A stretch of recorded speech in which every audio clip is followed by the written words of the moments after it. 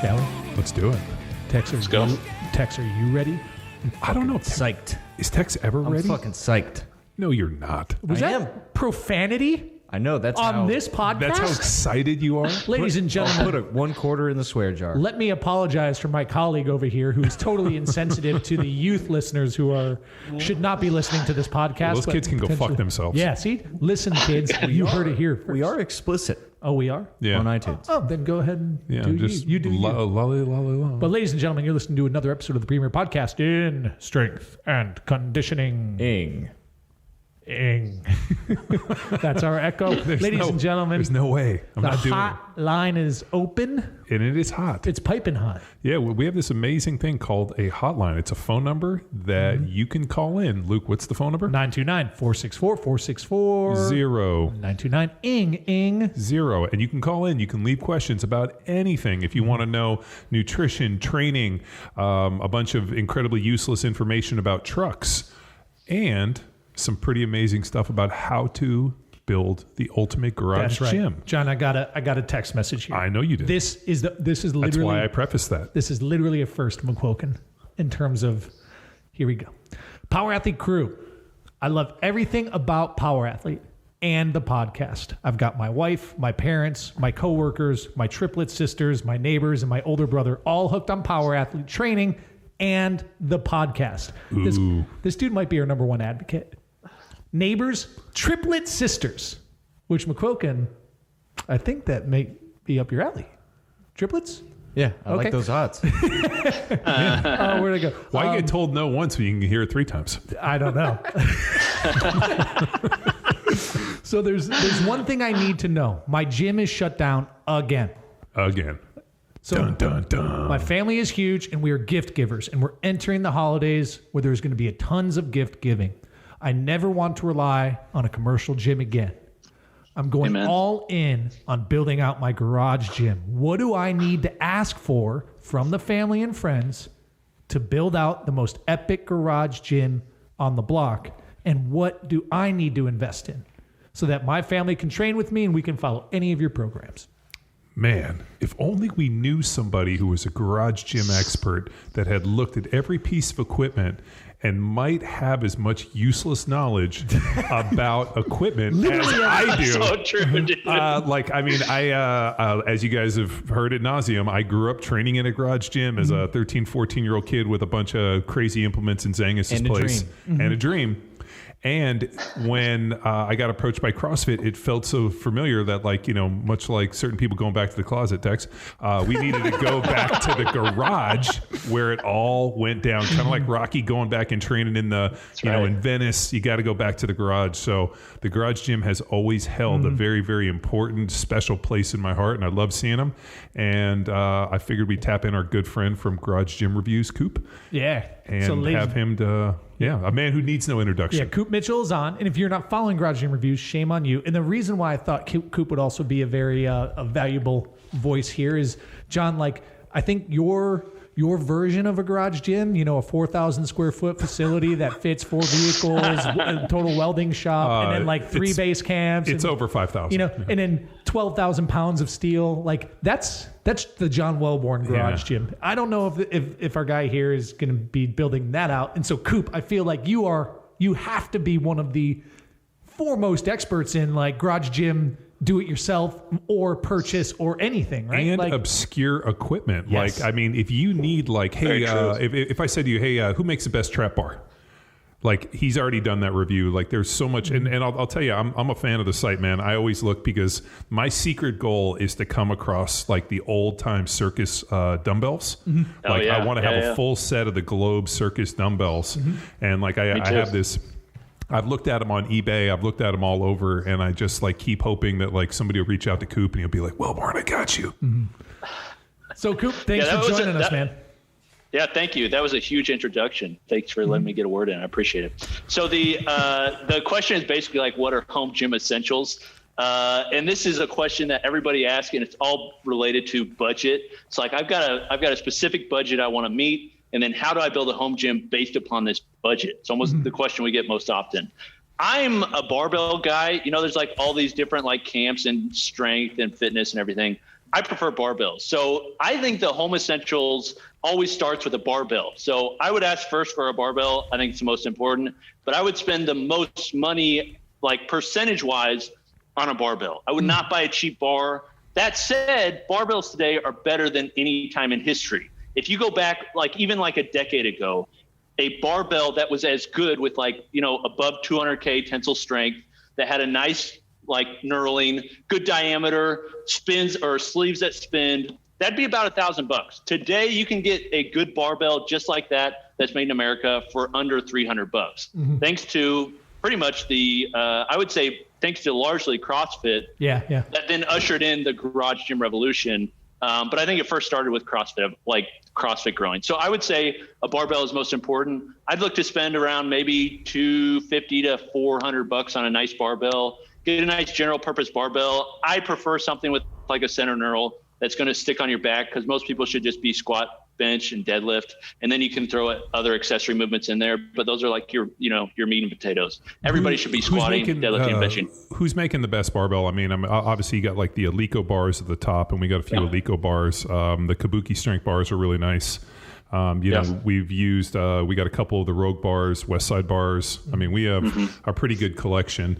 And the one thing I've found is that you will regret squatting or pulling or lifting heavy weights on a cheap bar, because what will happen is they'll bend, and then next thing you know, you'll get to the bottom of the squat and it'll roll and have some problems. So just from a safety health point of view, invest in a nice bar that won't fucking taco.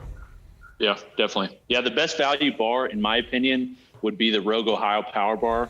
The thing is, Rogue's pretty much got the market cornered on barbells. They're making them in-house. They've got all the machinery. They're able to like scale it at such a price that it's really hard for anybody else to compete with as far as like a value goes. There are bars that could be considered like better, like a Kabuki strength new gen power bar. That's one of my favorite power bars. That's like my daily driver. If I'm grabbing a bar, that's pretty much the one I'm grabbing. But for most people, you can get a Rogue Ohio Power Bar that's bare steel. It's got a lifetime warranty, 200K tensile strength, amazing knurling, bronze bushings that'll never wear out for like $240. You add shipping for like $10, $15, which nobody can ship for that cheap except for Rogue. You can't beat that value. So for most people, something like that is the best option. Definitely. So not like a Walmart bar. No. So no, dude. So after you all these things kind of go in. You guys should see Coop's face. Like he was just like, "What in the fuck did he just say?" So you start with a nice bar, and then you got to backfill. You're obviously going to need some form of pillar, squat stands, or rack. Like, what's the recommendation on that? Yeah. So a basic rack. It depends on where you're putting it. So if you're putting it in a garage and you've got a one stall garage and you're still going to park in there, you're going to need something that attaches to the wall and moves out of the way. So PRX Performance, they make a rack that folds down. It is the easiest to use fold down rack that's out there. Most fold away racks don't get used because like you have to adjust the pull-up bar and all this sort of stuff. PRX one goes up on the wall. However, it is somewhat expensive and it's not a power rack. I prefer power racks if you have the space to use it.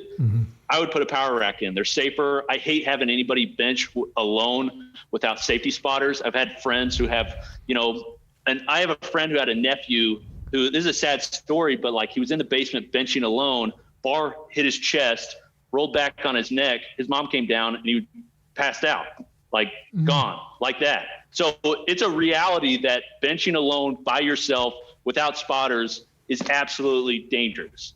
So I prefer a power rack. So I'd go with something like a Rogue R3. That's like a standard, like go-to power rack. You can go with stuff that's cheaper if you don't mind imported stuff. So Rep Fitness has a PR 1100. That's a great value, super cheap. Titan's got a version of that. There's one on Amazon.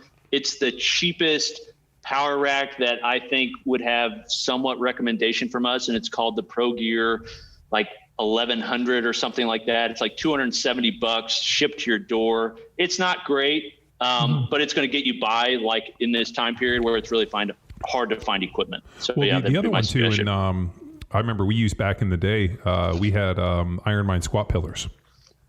So, we had platforms, obviously, in the CrossFit gym, and I had one in my garage. So I had a platform, and then we just used the squat pillars and kind of take them out, and that was how we were able to, still park in there and push everything off to the side. And, man, we squatted some serious heavy weight off of those squat pillars, and they were a very cheap. But at the time we bought those, I mean, there wasn't the options with Rogue and whatnot, so, you were kind of really limited. But, yeah, those squat pillars ended up being a very, very and I think cheap and effective. They're still kicking at Balboa, man. I think they're still they're still going. Yeah, no, Ironmind is super underrated. You don't hear about them. You don't hear them talked about anymore because their e-commerce platform absolutely sucks. They don't know how to market. It's just like the reality. It's basically like an old school mom and pop shop that was brick and mortar, and they decided hey, we'll put some of these products online, but they never updated their site. Right. So some of their stuff, they've got some aluminum, the versions that you're talking about, I think they call it the Vulcan series or something like that. But they have an aluminum series that also has dip handles where you take the uprights, move them in close. And it's a fantastic option. But I don't think anybody talks about them. We had those with the dip handles, and we used them all the time. So and then you can bench out of them, and then that way you can have a loose, I guess you could say bench press bench. Yep. So it's pretty funny, man, to see what's happened in the last 10 years. I remember when I was outfitting my gym, when I was in the NFL, just wanted some weights at the house. Really, Ironmind was the only place, and you physically had to call them on the phone and send them a check. Okay. The lady's we don't know about taking credit cards. Can you just send us a personal check? And I remember writing a personal check and sending it to them, and then they sent me my stuff, and I thought it was hilarious. Yeah. So that right there is what allowed some of these companies like Rogue, for instance, to dominate because they were the first to decide, hey, we're going to come into the 21st century. We're going to offer, honestly, their products in the beginning weren't comparable to Ironmind. They weren't as good, but we're going to offer them online in an easy checkout process. Mm-hmm. The fact that you have to call somebody in the 21st century, there's still companies that do that, but definitely. So I guess if you're a power rack, some weight and a barbell and a bench, can get you really jacked and really in shape, and if, in terms of a minimally effective training protocol, right? Would you agree? Yeah, no, I mean, yes, 100%. But I feel like the bars are pretty easy to access. You can kind of find Ironmind pillars to racks. I mean, it's really how expensive you want to eat. But it really feels like the limiting factor is how much weights, actual bar, plates, actual weights that you can amass. And then do you go steel or bumpers? Do you do square plates maybe? Well, do you remember back in the day, we used to go down to, what was that place? Play It Again Sports. Yeah. And they used to have all this used, and I used to be able to buy plates for, I think they were 15 to 20 cents a pound. Yeah. So I could get a 45-pound plate for under $20. And all those steel plates that we have came from there. And then we got hundreds, and obviously we've amassed plates over the years, but and then it was the guys. I went and borrowed all those plates from Iron Grip for our powerlifting meet, and then I tried to return them. They're like, "We don't want the plates back," and I was like, "I'll just keep them." Yeah. So that's how we have all those Iron Grips. The octo plates. Oh yeah. So which are terrible to deadlift with, but that becomes. And I was thinking in this COVID environment, especially with quarantine where people are kind of scrambling, the Play It Again $20 for a 45-pound plate doesn't really exist anymore. So what's the solution going on there? Yeah. So the difficult part right now is there's so much demand and supply it's not only less than it was prior to COVID. I mean, it is less than it was prior to this pandemic that's happened. And the reason is because a lot of people were importing all their weights. So the fact that, we're importing pretty much every bumper plate, almost every iron plate. And this is universal. Even the companies that claim we make in the USA, most of those plates and things are still coming from China. So that was basically, put everybody at a loss. All the supply was gone, but demand was way higher. So as soon as anything came in, it went away. So that forced some companies to basically start working with foundries who had been hit by COVID, and they could no longer supply, a lot of the automotive industry. That's where they were working. And so automotive industry got hurt. They were looking for somebody. So then the gym equipment industry came in and they started making plates. So there's quite a few foundries that have started in making plates. Rogue's got the deep dish plates. I've got them right over there. Kabuki just came out with their plates. Yeah, I saw those. which we got an order in. Strength Co., which is an amazing story of a guy whose gym shut down and he didn't know what to do. So he started renting out his equipment, and then he found a foundry and decided, hey, I'm going to go all in on this Black Swan event and see if I can't make something.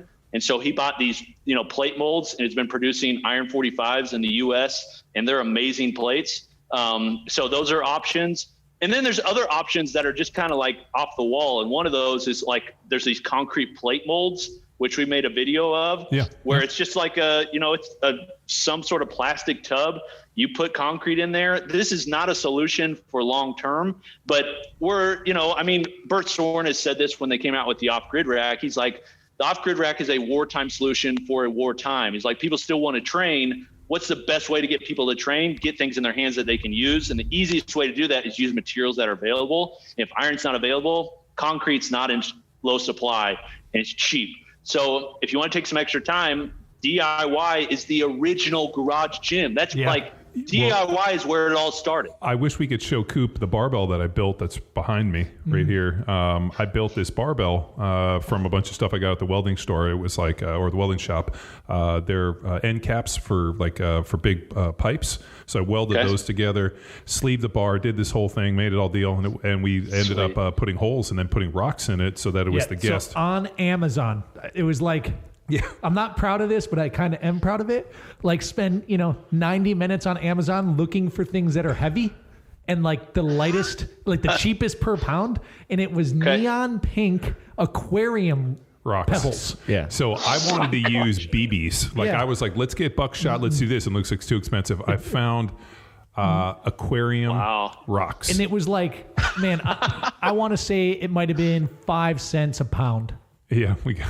Wow. But you're like, you got to like have these neon rocks, but it's inside of these like welded caps, and we'll send you some pictures. But we used it at our Power Athlete Symposium as kind of like a circus gimmick, right? Yes. People would Guess come the up weight. and deadlift it and then guess the weight, right? So, and I think it was 300. Yeah, it's like 308, 306 pounds. 314. 314. Yeah, I got 150 pounds of rock, and it's like 150 of steel or something, right? Yeah, so we went out to the Stark Center here in Austin, and has all this like old time like strongman equipment, and like I was just obsessed with how these dudes were building these barbells. I'm like looking at them, I'm like, man, I've seen these weld caps before. Like, how do they build those and sleeve them? And then came home and built this, and it was pretty cool. Yeah, it's pretty neat. It's sitting behind me, you can't see it, but I'm curious, that vendor, right? Like, so they're selling these neon pink aquarium rocks. They come in 4-pound bags, and we got 100.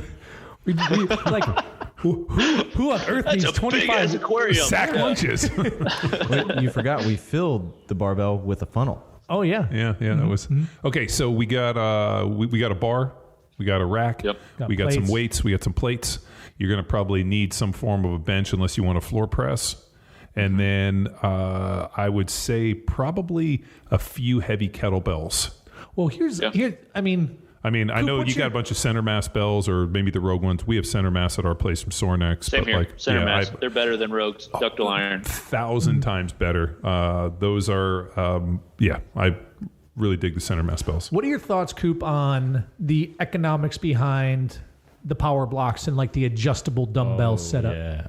Like, Great where's your question, head out there? because we just posted a review on power blocks. I'm looking at them right now. I'm basically trying to buy every adjustable dumbbell that's out there so we can do like a compendium review. I've got a couple other that I have to get in, but I can't find them. They're not in stock. So for most people who want dumbbells in a home gym, power blocks or adjustable dumbbells are by far the best option. I know they're not ideal. Like anybody that's trained with a full set, it's just so nice to go up there and grab a set. Yeah. But the issue is it's very expensive and it also takes up a lot of space. Right. Two things that home gym owners are trying to limit the most. So I think for most people, an adjustable dumbbell set is the best option. My personal favorites up to this point, I've got a couple others that we need to test, and I want to make sure I give them their due diligence. But my favorites, due to how quick they are to change, are probably power blocks. Yeah. I've had a set of power blocks for so long. I know the shape is kind of like off. It's a little bit different, but it's so quick and easy to change that weight on the side versus a pair like Iron Masters. Iron Masters are really popular because they look like a traditional dumbbell. They feel like a traditional dumbbell. But the issue is, and this is how it is for anybody, if you're trying to work out more and train more, you need to remove as much friction from your training. You need to make it as easy as possible to train. So if you're having to change the weight and like do all the math on like, okay, I've got this little plate, I got to get to this, you're not going to use them. It's just a fact of the matter. So if you can have a set of power blocks that it tells you, okay, if it's yellow, it's 35 pounds, I just, boop, boop, boop, boop, Yeah. you know, you're going to use them more. So I really like power blocks. One reason beyond that is just because I've had a set for 10 years. I used to do, you know, dumbbell snatches with them. I've done all sorts of stupid stuff with them. How durable are they? They work like, I mean, if you're doing a dumbbell snatch and you just happen to let go of it and you reined it from you know, an overhead position and they hit the ground, are they pretty durable? Oh, super durable. Yeah. Wow. I've never had an issue with them. The only issue that can happen is they have this magnetic receiver that goes in the side. If that magnet comes detached, that side can come out and then one of the blocks can separate. I haven't really had that happen unless we're doing a 4-foot test on every dumbbell on like their sides and everything to see like if they're going to break. The power blocks by far, they always stay together. They don't snap. There is a set that came out recently that we did the test with, and it's a very expensive set, very popular set, and it snapped in half. So, yeah, power blocks, I've never had that happen, and I've never heard of that happening. Coop, do you have the do you have like the what are they have the commercial and just the regular, right? Yeah. What do you have the commercial blocks? I have one of every set. Oh, one sweet. of every set, including the old ones. My favorite ones are the commercial Pro EXP, because they have a knurled handle. Yeah. That's one thing I don't like about the power blocks is most of them are like this rubber, like, you know, luxury hotel gym type handle, but their commercial EXP has a knurled handle, and I've talked to them, and they've said they may bring it to the rest of the line when things slow down. So we'll see. You know, to this day, I've always wanted, and this is the one thing that we don't have in the gym, and I know when I say it, you're going to know I've been talking about this for years. hot tub. Okay. Hot tub time machine? Yeah, a hot tub time machine. But a full set of iron grip, monogrammed Power Athlete dumbbells. That'd be sweet. Like, so I know Mike Rojas, who's the owner of Iron Grip. And, you know, so I remember like 4 or 5 years ago, I hit him up and I was like, just send me the quote again. He like sent me the quote. And it was something like, I want to say it was like 18 G's for the full set. Which is kind of hard to wrap your head around. Yeah. And just be like, you know what? And like one day, like I'm going to go in and just be like, just send them. Just send them. Here's the design. Make them unique. And have like a full set from like 5 up to like 150s, you know? My grail set has always been the Watson dumbbells with the 50 millimeter handles and the bearings in the sides. I know they're so over the top, but I actually already bought a set from the University of Connecticut. They were exchanging some of their equipment, and I find the weirdest people just contact me and be like, hey, we're selling this.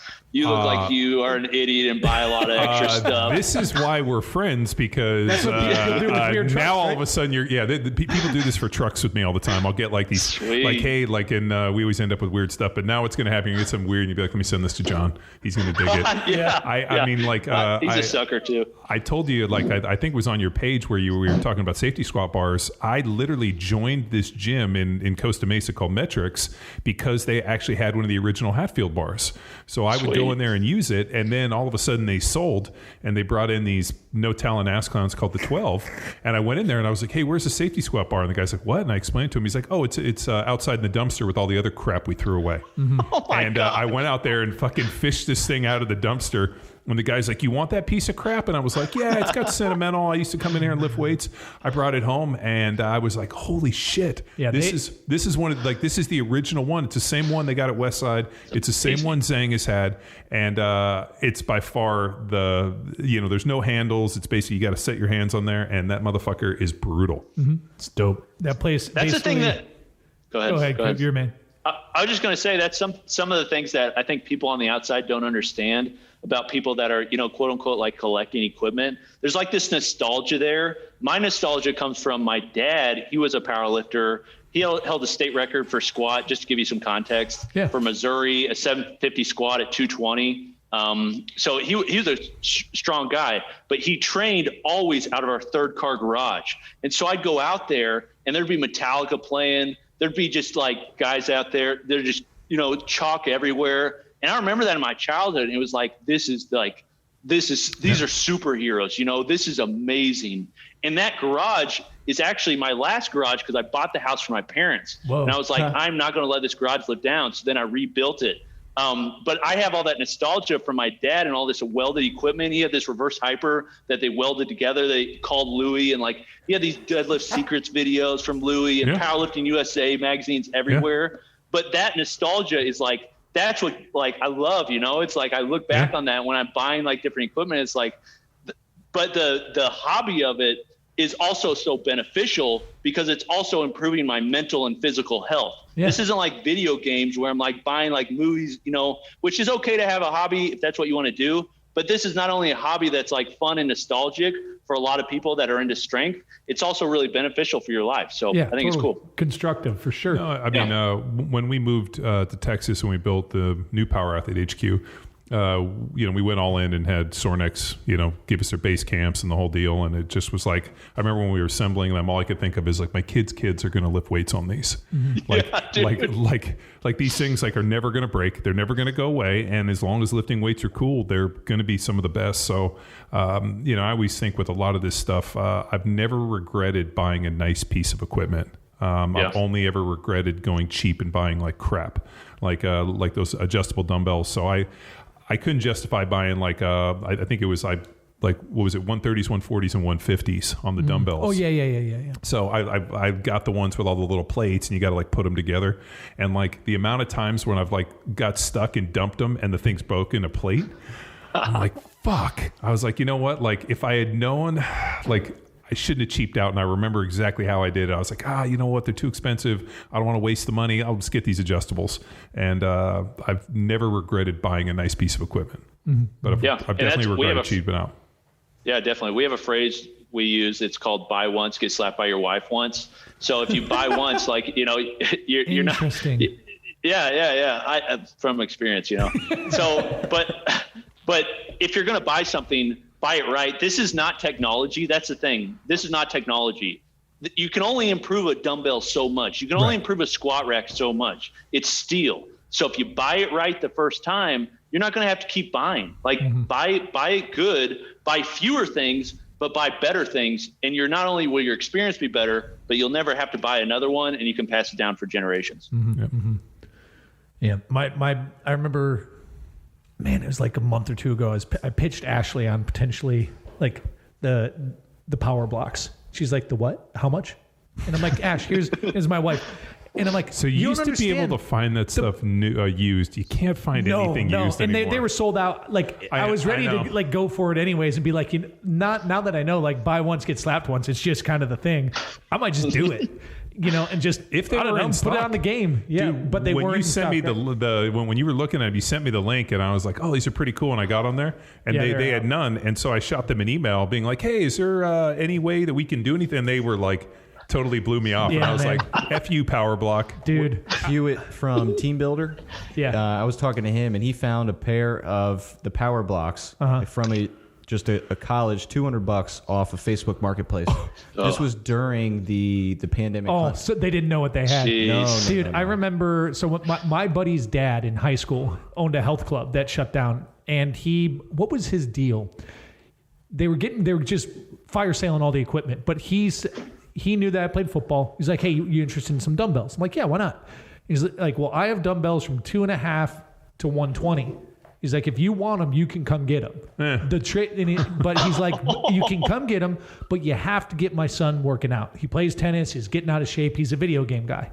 So I went and got them. I took all those dumbbells and I loaded them in my Pontiac Grand Am, 94 Grand Am. One trip, all in the trunk, in the back seat, and in dude, like this. The driver's side tire, like wheel, is off the ground. And I just went home and realized I was back in Chicago, like I had dumbbells from 2.5 all the way up to 120, and I got rid of them. Like, why'd you get rid of them? Well, I went to college. Idiot. I'm an idiot. You know, you're smart. I'm not. You're good looking. So, you know, I had a similar deal with Zangus where, like, you know, he advertised Marathon Nutrition in all those magazines. So, like, he had them all and all this, like, crazy-ass equipment. And so when George died, I reached out to his ex-wife, and I was like, I want to buy everything. and she fucking blew me off. And then it was Pinot, the strong Julian Pinot, who trained with one of Zangus's training partners, went and bought all that fucking equipment from her. And like, I was pissed. I was like, dude, like, he bought everything. And for some reason, she didn't want me and my brothers to have that. We were like, you know, our belts were there. We had all of this stuff because we trained there for years. And he like calls me. He's like, oh, I bought all George's equipment. I was like, motherfucker. I was like, like, there was so many pieces. He had this. He had a bench press bar that had like a slight camber in it, so you could bring it down to like a board press, but it was even at your chest. I mean, like, had just like all this obscure weird equipment. He had these like this fabricator made him these handles where you strap them on your wrist, and it had a hook, so you could basically do like sumo deadlift, open grip with dumbbells, and like just all of this weird shit. It's cool. And fucking totally blew me off. Didn't sell me any of it, and sold it to somebody else. That's a shame. I was still pissed. I'm still mad about that. Let's go whoop someone's ass. Yeah, let's go beat her. Artista Zangus. She got me. But no, man, it's like, there is definitely some very, very iconic pieces that, like, when you walk into a garage gym, and I know you do a ton of reviews, and you see like, you know, we have like the West Side belt squat, but then when we went out and trained the guys from NSW, they were using a pit shark. And so we came back, and we've been using, you know, playing with the pit shark for that. But like a reverse hyper, you know, we have Versa climbers, assault bike, C2 rower, a stand-up skier, Echo bike, and an Echo bike, and a true form. So I mean, like, we have a pretty good collection of stuff. But dude. Yeah, better than most. So it's it was funny during the pandemic. My wife didn't go to the Harry Shaw's CrossFit gym anymore, so she was posting some videos, and people were like, "Where are you training?" And she's like, "Oh, this is our garage gym. This is my husband's gym at the house." Yeah, that's nice. One piece of equipment that I think, like, you guys didn't mention, and I think doesn't get enough credit in the home gym community, that I think people should buy after those basics, is a landmine. Because you've already got a barbell, you've already got plates. A landmine is one of those things that, like, it's not as nice as having a set of dumbbells or kettlebells, but there's a lot of accessory movements that you can exchange dumbbells or kettlebells and use a landmine with. A lot of single leg work, a lot of like press work. You know, there's a lot of like creative stuff that you can do with a landmine. And it just attaches to your rack. Use a barbell and plates you've already got. And it's extremely cheap.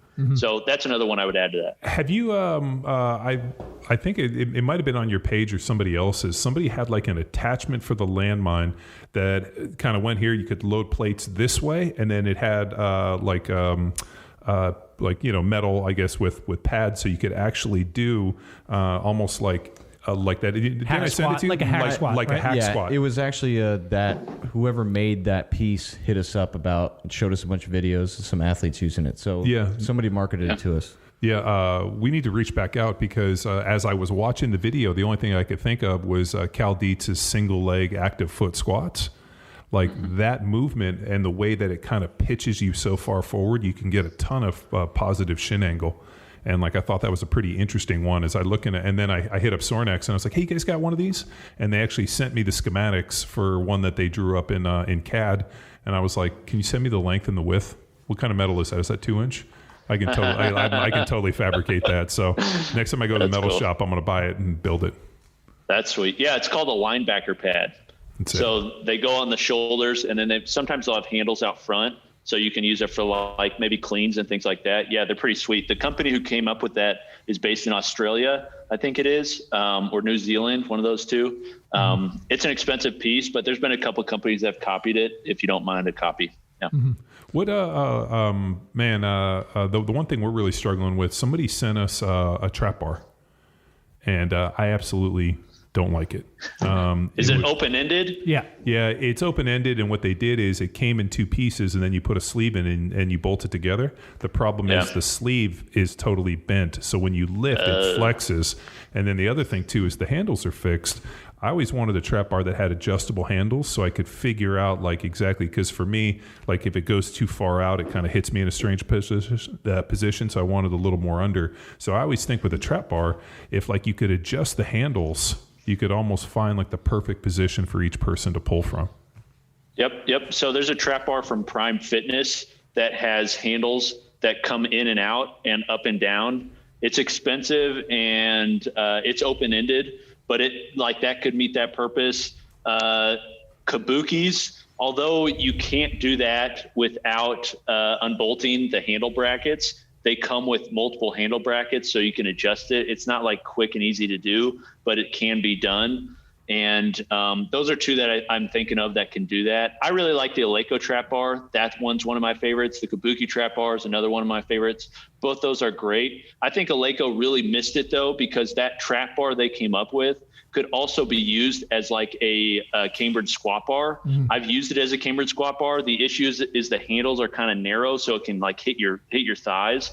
But it would be really easy to knurl the top of that, make those handles so they adjust in and out, and then you could use it as a cambered squat bar. And that's something that's what home gym owners are looking for, is equipment that can be used. Exactly. Versatility. The more versatility you can pack in a piece of equipment, the better. That's why things like the Erector Set squat rack, the 4-way hole post that Bert Soren came up with on a base camp or an XL rack, that's why that should be the standard. We've reviewed others that have some cool functionality, but nothing can compare to the Erector Set. It's infinitely upgradable. You can add anybody's attachments to it. It's open source. It just works. So yeah, I think versatility, that's the most important thing in a home gym. It's like versatility, equipment that you can use. Versatility and durability. And maybe on that, I'm curious, one of the equipments that we recommend for the awkward type of movement is a sandbag, right?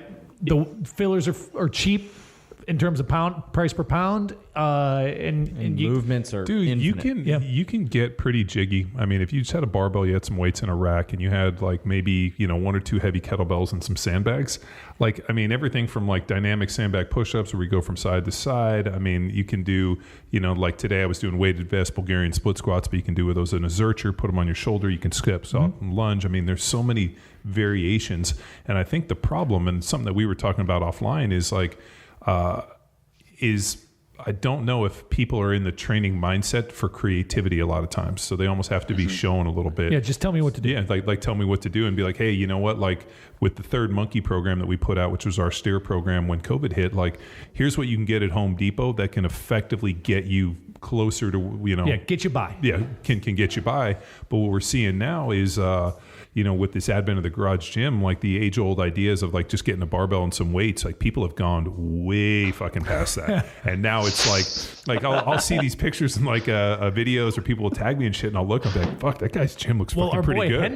Henry Rosario, who's been actually featured on your feed, Coop. He went all in. His gym is dope. Beautiful. He's got the York old school dumbbells. Yeah, those are the ones. And I'm so jealous of that dude's gym. Yeah, he's been collecting those. Yeah, he's been collecting those, and every time I see him, I'm like, God damn it! I've looked for those for so long. The globes, the York globes, are so cool. Yeah. Well, the home gym now is as much of a flex on the internet as much as it is useful. I think one of the things that for men at least is really popular to flex is their cars. We buy these cars that really your speed limit is, set already. You really just need to go A to B and do that as efficiently as possible. That's really how I view a car. I know you guys jack up your cars and make them go super fast, but it's your fun hobby. Right. That same thing is now done in home gyms. Cheap piece of shit trucks. I've never paid more than $2,000 to $4,000 for any of my projects. Now we've obviously put more time and money into those. Really? But, okay. Yeah, I mean, shit, dude. I'm still driving a 2006 Duramax that I bought brand new. Okay. I've been toying with maybe one day purchasing a new car, but I got to have that really far in the future in my mind. Did I tell you I met the fleet manager for GM for Texas? When we were on Halloween, I met the guy who's in charge of all the fleet trucks. Yeah. And the guy's like, hey, if you ever want to get a truck, I'll send you fleet pricing. I'm like, what's that? He's like, it's cheaper than the dealers buy them. I was like, give me your number. Did you just become best friends? Oh, dude. I really think too, that's funny that you said it's a flex because, man, the videos that people are posting and people listening to this podcast are definitely in on this stuff. I am forever stoked when people tag me in videos and I get to see in what environment people are training, and more importantly, how serious they've gotten this deal. I'm like, holy shit, this is fucking awesome. I'm a fan of, number one, I'm kind of, Coop, I kind of with you, like you, when it gets to like the vehicle flex and you have like a matching fleet of like Lambos, Rolls Royce, and all this stuff. I'm just kind of like, Nah. I mean, that's kind of cool. I get it. No, but when I see some of the shit you post, assets. where it's like the accordion garage door that like, it looks like a transformer, and then all of a sudden, like there's this beautifully like maintained gym, like that does kind of get me going. And then similarly, when you got guys who like build everything. Oh yeah, I also love that ingenuity too. Well, like, but the other all one ends of the is spectrum. that adds value to your house. I don't think, and I was saying this to my wife the other day. I'm like, I don't think that if I was to go look at a house, like if we decided to move, I would not buy a house that didn't already have a provision for a garage gym. I think in 2020, if people are building homes or you're looking at a house, like I would look and be like, "Where's the garage gym? There's no provision for this. Do I got to build it?" Like that would like be something a like shed or a second building or yeah. But I mean, like now as people are designing homes, because I had a guy recently hit me up like, "Hey, we're designing a new home. How big of a gym space do you think I need?" And I was like, at least a 2-car garage. I think if you're going to build an off-site deal, it'd be bitching if it was like one door off of your garage. But you know, like that type of mentality of like you need a place to train, you need a place to have your stuff. And to me, if you went to go look at a house and they had a dope garage gym, you'd be like, "The place is pretty cool. Did you see that fucking garage gym? That was fucking awesome." Yeah, see if we can get the equipment thrown in. Definitely. Well, that's why I call home gyms the future of fitness. I think in the future, more people will train in their home. Used to, like just a few months ago, it was mainly the hardcore people were training at home. It's like the people that were training hardcore, or they were using something like Peloton that was like easy to use. It was in their house, things like that. But going forward, I just don't see as many people wanting to use commercial gyms. I don't see a reason to lease out a gym to take so much time to drive there. You got to set up, you got to wait for the squat rack, you got to use dirty equipment that's not yours, when you can just have your own, and you can do it, fairly cheaply due to like so many people buying. Because so many people are buying, it's lower the price. There's so many competitors now. Like starting a home gym when supply gets back to the level that it was previously. Oh man. Like people are, dude, it's just how it should be. Well, and not only, I don't want to cut you off too much, but the other thing I want to say is something that you guys offer is the programming. There's better programming available now in easier to use format than any other time in history. You don't just have to use Joe Blow personal trainer, who's the best in my area. You can use the best strength coaches in the world via the internet and have them in your home. Yeah, dude. And the other thing too is they're not depreciating assets. Like I don't think one, I've never sold any gym equipment because that would be sacrilege. I guess it kind of depends when you buy though. Like if you're buying now. Well, yeah, but I mean, we bought everything before. Like, like we've been doing this before. It was cool, much like yourself. And so, like, I look at this stuff, and it's like, I think Facebook Marketplace popped up, and a dude wanted like $1,100 for a Rogue Echo bike, and I was like, wait a minute, aren't they like $700 and some dollars? And so I clicked on, and like they were in stock at Rogue for $7-something. This dude was trying to sell it for $1,100. And it's assembled, John. But it's just funny how like people don't understand the market. They don't understand this stuff. But like for the most part, I mean, dude, I can't imagine trying to build a garage gym in this environment. But I'll tell you this: when everything kind of chills back, supply comes back, I guarantee nobody's going to be left with their pants down again. Yep, definitely. And a lot of equipment does have this great resale value if you buy it right. So an example of that is Concept 2. Even pre this pandemic, Concept 2 products, they sell for 90% of what the retail price is. So what I would always do in college, I did this when I was putting my wife through school.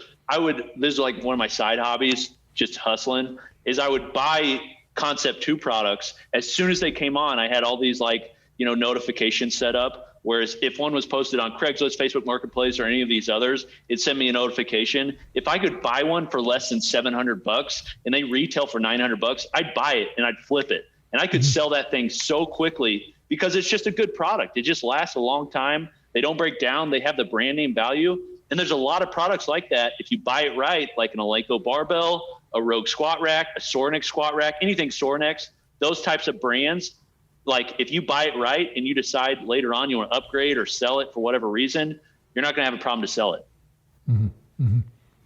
So let's get back to that sandbag. You got a sandbag recommendation for some folks? Yeah. I think it depends if you want handles or not. I like the Strongman sandbags from Rogue, but Brute Force sells a really nice sandbag that's got handles. We've had one for probably 6 years. I've used it quite a bit. No sand falls out of it. And they're doing a Black Friday. I just got that notification. So they're doing a Black Friday, which I think is super cool that they're in even this time where equipment is in such a deficit, like it's in such demand that people are still having Black Friday, which I think is bitching. Mm-hmm. Definitely. Because they're also making them in-house. They're making them in the U.S. Because they're making them in the U.S., they're not waiting for their supplier in China to send them the equipment. They're making them in-house. So they're able to ramp up, bring in employees, ramp up, supply.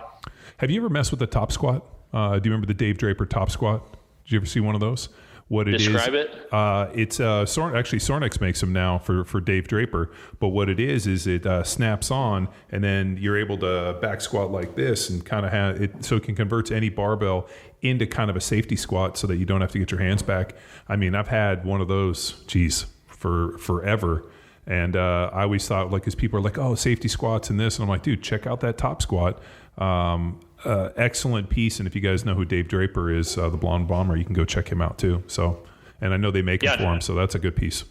No, that's a great option. Yeah, it's like a DIY sort of safety squat bar. Mm-hmm. They're really sweet. The issue, I would say, is the price for that is still competitive to some of these imported like safety squat bars now. The best value safety squat bar, I don't really like giving these guys a lot of credence because they've made a lot of crappy stuff. But the best value safety squat bar, in my opinion, is the Titan safety squat bar.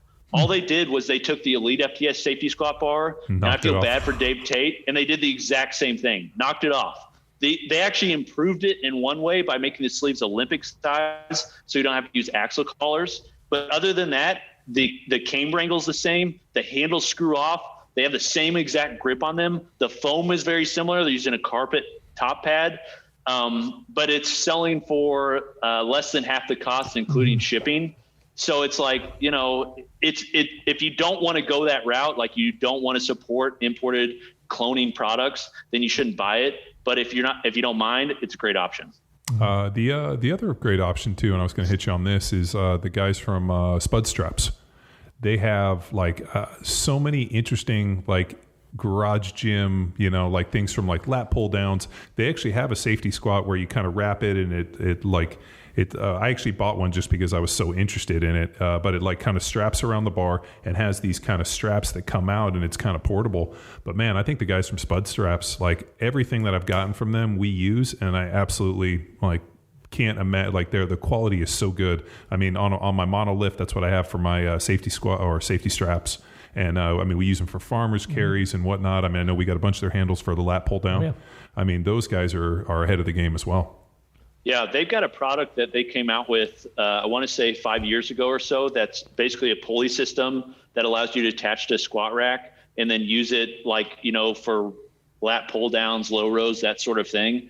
I think they were a little ahead of their time at the time because I think it sold well. But now there's 20 different competitors that all sell the exact same thing. But they're the ones that came up with that idea, right, which is a genius idea. We had one. I bought one. We had it in Old Balboa before we bought the lat pull down from Sornex.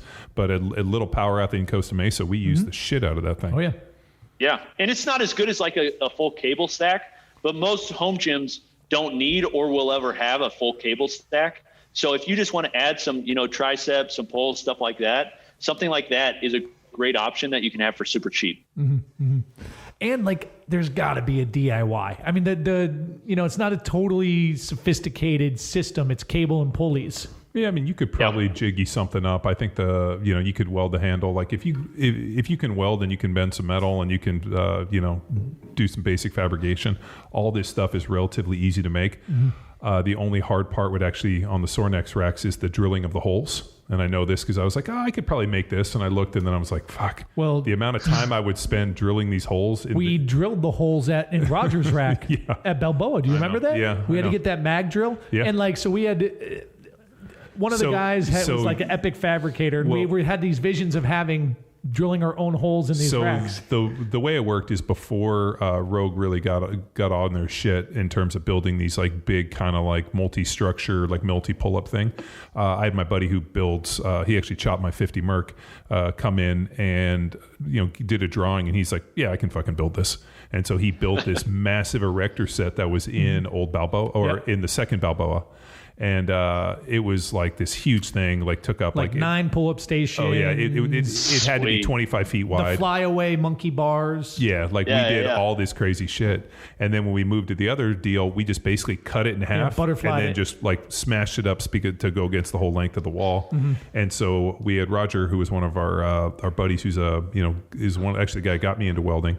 He kind of re-engineered it, and we had this idea that we were going to drill all these holes to basically adjust for people squat and bench and the whole deal. And so we set up the mag drill, and it was like this fucking hole saw going we through. We just need 2. Yeah, I think 2 is good. Yeah, low and high. Deal with it. We're good. Yeah, and so if you've ever been out to Sornex, whenever we go out to Summer Strong, I always love to go to their fab shop and see and how they're really doing it.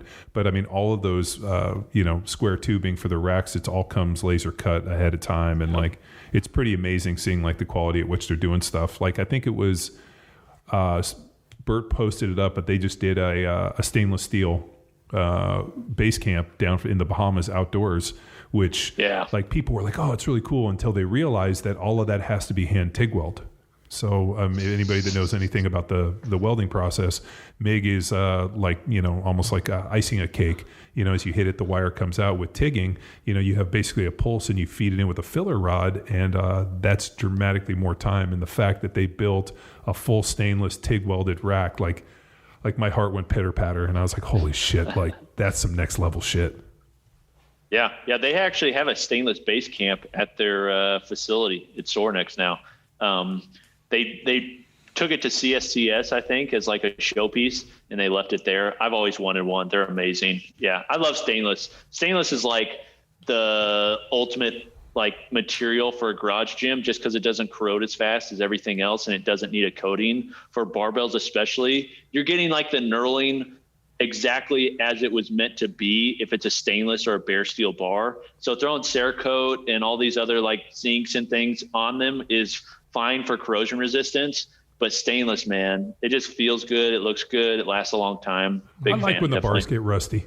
I honestly, you like the patina? Dude, I love it, because old man Zangus, all of his bars were dusty and chalky and rusty, and there was always that little bit of thin grease on there that didn't really seem like it was doing anything. I just appreciate it. If I came in and every barbell had been perfectly cleaned with steel wool and Cerakote, I'll be like, come on, man, you got to get a little bit of rust. There's got to be a little bit of grime on this thing. There's got to be a little bit of dirt. I've got a Mac Texas barbell I'm actually looking at from the 70s. That was stuck in this guy's barn, had never been used, because you can tell the knurling where it would go on the J-cups is perfect. There's no, it's just as sharp as the day it came off the lathe.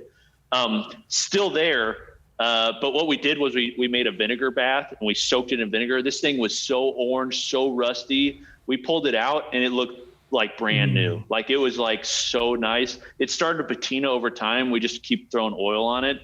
But yeah, I get the patina thing. I like it, but I like stainless. I like to clean. No, I mean, I don't know. I can't the one thing that was by far the most impressive thing at Sornex is, I don't know if you at Summer Strong, they cook for everybody, and they built these stainless steel barbecues that were easily to be able to feed 300-400 people. And when I walked out there, and they basically drew them up in CAD, laser cut all the stainless, and then 3 dudes spent 4 weeks TIG welding these together. I walked over, and everybody's checking out. I'm looking at these and being holy shit, this is a lot of work. And and then the fabricator guys who I knew came over, and they were like, dude, we probably easily have 60 hours a piece. There's easily 1,000 hours in these, and that's just in the assembly, the TIG, and it was all done extremely well. And they look fucking awesome. I always remember people are talking about equipment. I'm like, let me know when you get to sell these. I want one of these at my house. Yeah. Well, that's one of the things with Sornex is they're still doing a lot of things by hand.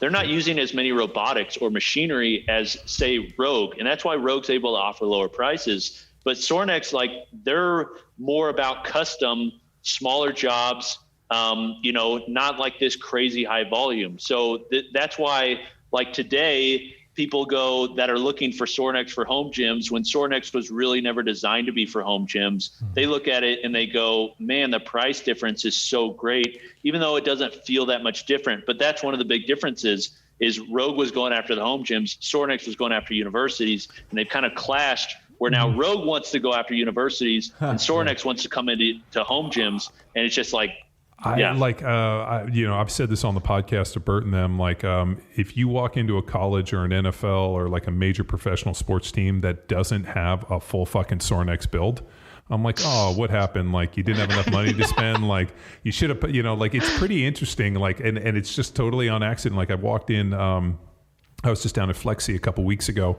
and went into where their new gym was coming in. And they basically took this entire basketball, like multiple basketball courts, and they're doing all this heel. And then the guy shows me the projection, and it's like this, like, fucking monument to Sorinex. It's like, we're going to have 47 base camps in this. And they're like, these dudes are like taking me through all this. And like, you could see how proud they were. And they were like, it's all Sorinex. And I'm like, as it should be. You know what? Yeah. Anything less is inadequate. And for the garage gymmer, like it probably, I mean, Coop, you're right. It's like, it might be overkill. It can be cost prohibitive, but we've had, just traveling with the seminar, we've had the fortune to like bang bars into plenty of squat racks, right? And there is, even though it's the same form, fit, and function, it's square tube, there's some holes punched. When you bang a bar into a Sorinex rack or throw those arms, like it's not the same, man. Like if you know, you know. Yep. Like it is a different experience to lift on that stuff. The conferences, Coop, I go to all the conferences, and Sorinex are good friends, and all the sales rep, that's their money making, because all the racks are set up, anything new they got going on, and you get the opportunity to sit there and squat. And their station is where people hang out. Yeah. Rogue now makes its way into the college, like the CSCA and all the NSCA deal, but nobody's fucking hanging out there. Yeah. Sorinex squat, and then they got squat contests, bench offs, deadlifts, and so the banging and the clanging happens there, and they call it the boof. The boof. Like the boof. Going to the boof. Oh, the boof. The old boof. Well, what separates Sorinex, I think, is like that intangible that's like, there's just something like cool about it. Like it's like hard to describe, but there's just something different about Sorinex, about their marketing, about their team. Like, it's like a cult almost. It's just different. And I've told like Dobby and some of the guys there, like, I don't think their products in every regard is better than their competitors, but there's just something about it when you're like training on a Sorinex rack or something. It's just like, there's something here that nobody really regrets buying anything from Sorinex. No. So yeah, I get Bosco Brotherhood. Yeah, it really is. And then have you been to their new HQ by chance, Coop? I haven't yet. No. So they have like a really epic like showroom and museum, and like I think what it is like there's a true heritage. Like they're still at the point they've scaled, they've grown, they're becoming global. Like, but there's whatever Bert and Pop Soren are doing and have done to like maintain the heritage and pride in that company. Like it shines through the product. It really does. And then even the events that they throw. So like, good. What you got to remember is I think at least for me personally, like the fact that like their showroom is actually the front, like where their office is in the front is in the back or is in the front of their 100,000 square foot fab shop. I mean, dude, they cooked like all of those sweet potatoes in their powder coat. Like I went back there and welded on all their stuff, and like it's Johnny Dugan, who's like the kind of the head Santa, I guess, elf maker you could call him, is like comes out of the building choppers and like such a creative dude, and like can do all this, and like basically they come to him with solutions, and he creates these incredible problems. And like just the quality of how they're doing it, the fabricators, and just like their ability to push.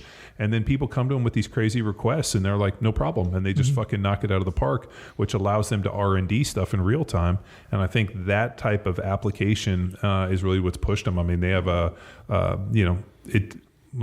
we see this at Power Athlete all so often. It takes years to build a brand.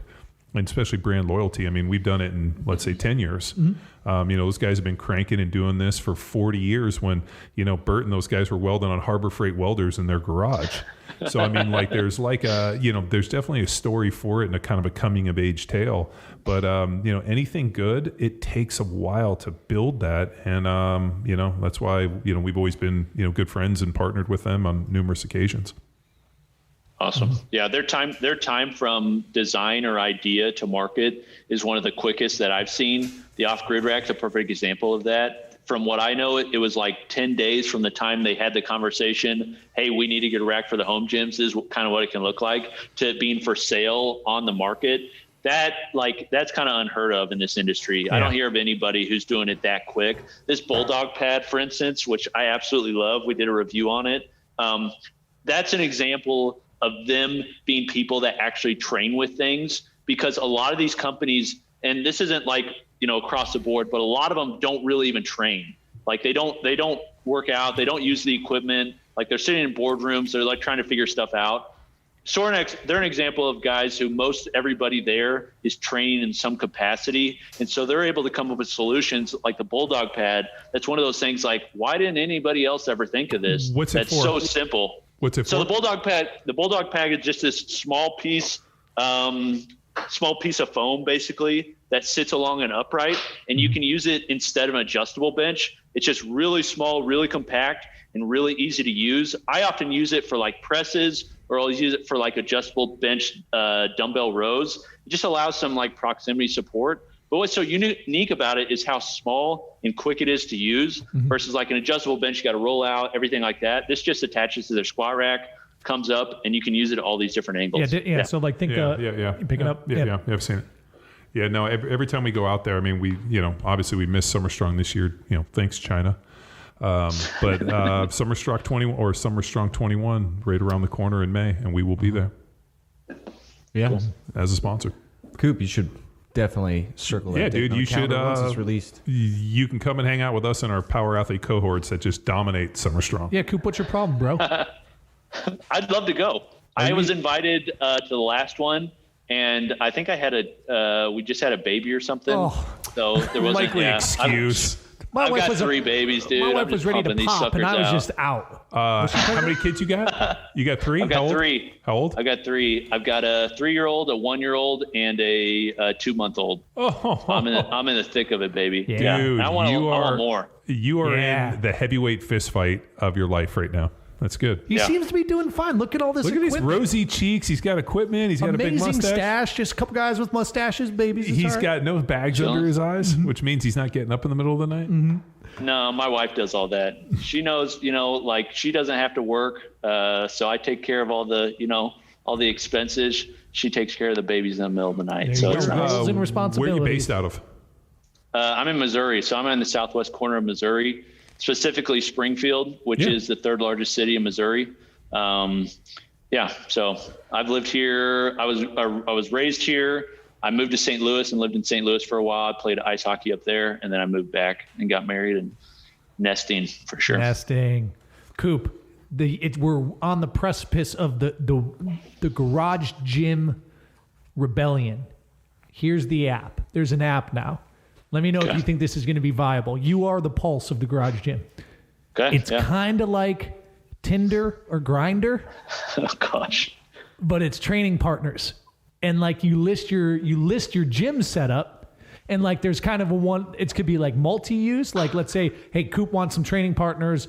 Here's what I throw down. Here's my style of training. Here's what I listen to. I'm big into Meatloaf and Sade, right? And you could put that on your Nobody profile. listens to Meatloaf. And Sade. But like, what do you like? Is there, man? Because like, I gotta think.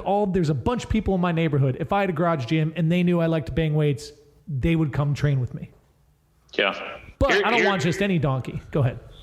No, I think being able to connect the home gym community is something that will be very popular. How that will happen, I don't necessarily know. But I do know that people don't want to train by themselves. Right. Yeah. But people do want to train in their homes. So being able to connect all these people like Peloton has done with bikes and doing like this group fitness class that when you use it, it feels like you're in a studio, having that ability at home, I think that's going to be next. Coming. I think it's going to be really popular. I'd call it grinder, but someone's already using that. I mean, Tex, you're using bar. Grind her.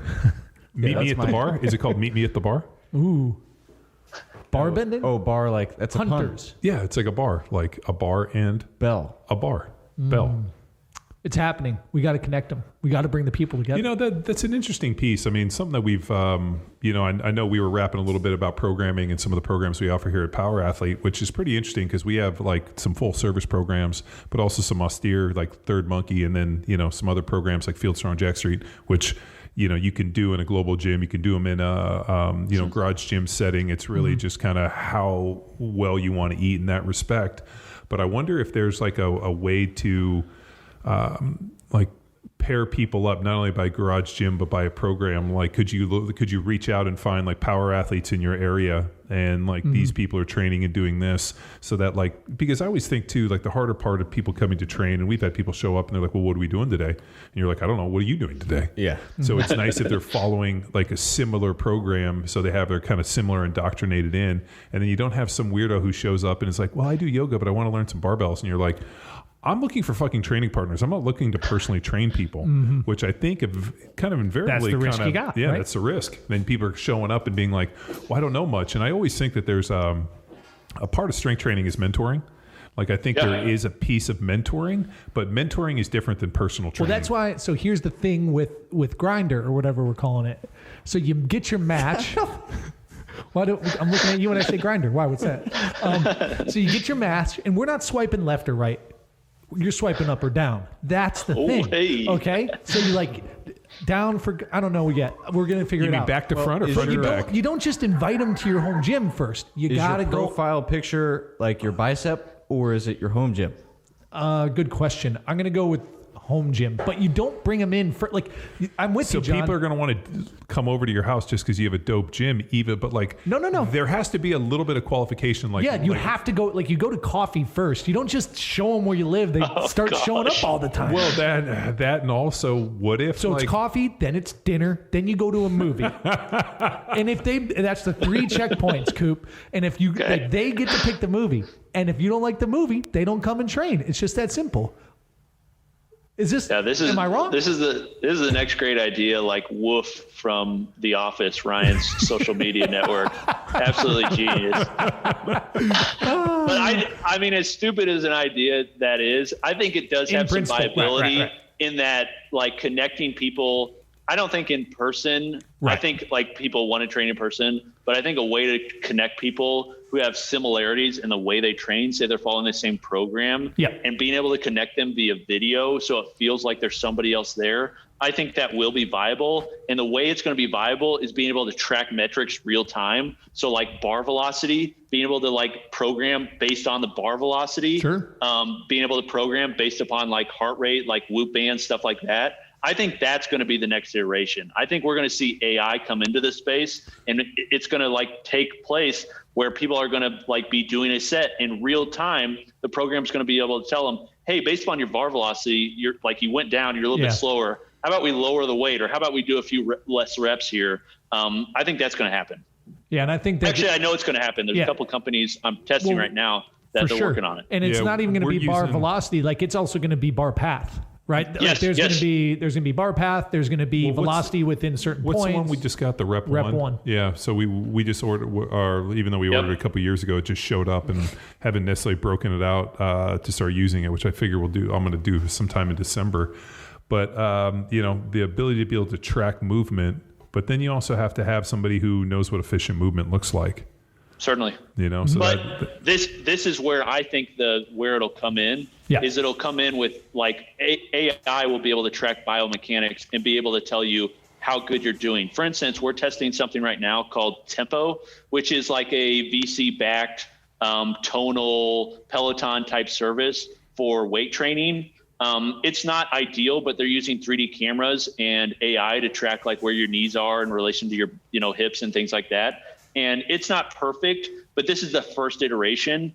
I don't like to say that like, AI is going to take over everything, but I do think it's going to be combined in some capacity with eyes of somebody who knows how to train people, and they're going to be able to provide better feedback. Because the difficult part right now with training people online is that it's hard to give real-time feedback while the workout's happening. Right. Oftentimes it's like a video, and then afterwards it's like, hey, do this. No, dude, we solved that problem. We do these live training deal where we'll actually drop in and do live Zooms with people sweet. While they're training to be able to give them in real time. But there's a scalability issue because it's one-to-one. So if you wanted to serve 20,000 people in a day, you'd need 20,000 employees or coaches that are qualified to. Well, that's why we got the Block One network. 20,000 people in adult fitness is what 1% of the global market. It is. But if you have a AI like an Xbox Connect or like what Google has done, like when the Google Home and voice recognition first came out, all that stuff got piped to people.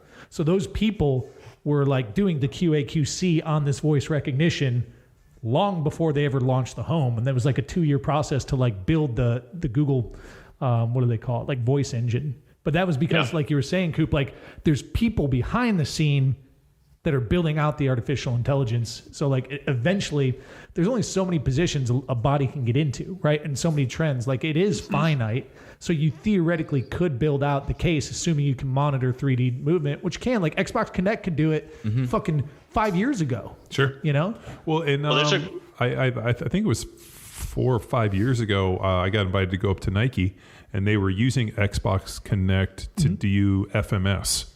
So there was a virtual reality FMS, and then the thing was judging, and we went up there and tested it. I never heard shit about it. I don't think they ever rolled it out. Well, TRX took it. Yeah. And they had their machine that does your daily FMS. Yeah. But there's a company called Perch out of MIT that is making. They're using 3D cameras that attach to this top of squat rack cross members, and they're able to track things in real time. They're able to track bar velocity based upon weights. They're able to do it with dumbbells and kettlebells.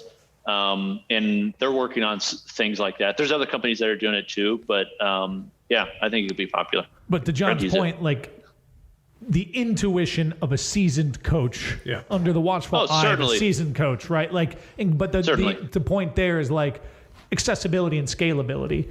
And that's, like you said though, John, for our population, which is a few thousand people, like, we're positioned and jockeyed pretty well to serve at least half of them with our coaches network. We have 150 plus coaches, including ourselves, and that number's growing faster and faster. So it's like, I didn't know that. Yeah, if we wanted to press play on something like that, it'd be interesting. But I could also see it being very successful and rapidly scaling. So that's where we need more humans. Yeah, no, I think there's definitely a human element. The other key deal is, obviously we're relying on some form of technology.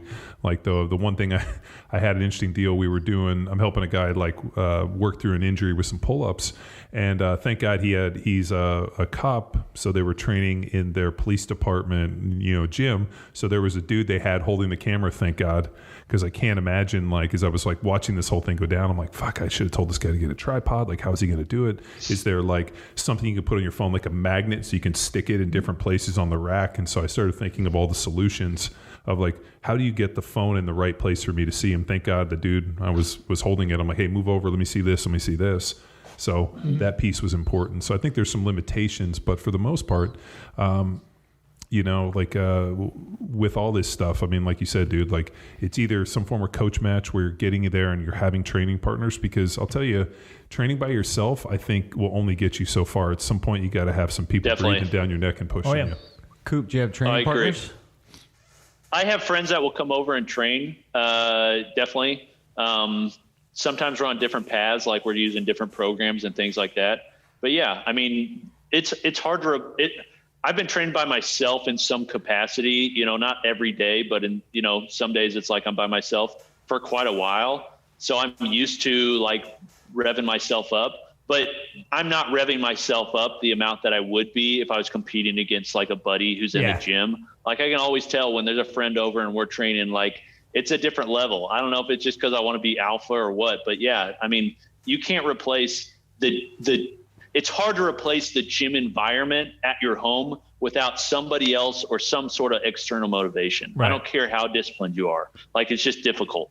But there is a benefit in that doing hard things by yourself is good for you and will help you, because there's a lot of things in life you have to do by yourself. Yeah. So totally it's like transferable. you're basically training that part of your mind to get through things in your garage in a controlled environment, so that when you don't control it and things suck and life's hard and you're by yourself, you can still get through it because you're relying on your training. Totally, dude.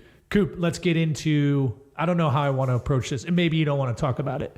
It's not that bad, trust me. But maybe no brand names, maybe no super specifics, but what are some of the biggest flops that you've dealt with? Like, and that could be something maybe you were excited about, and you're like, oh, changing everything.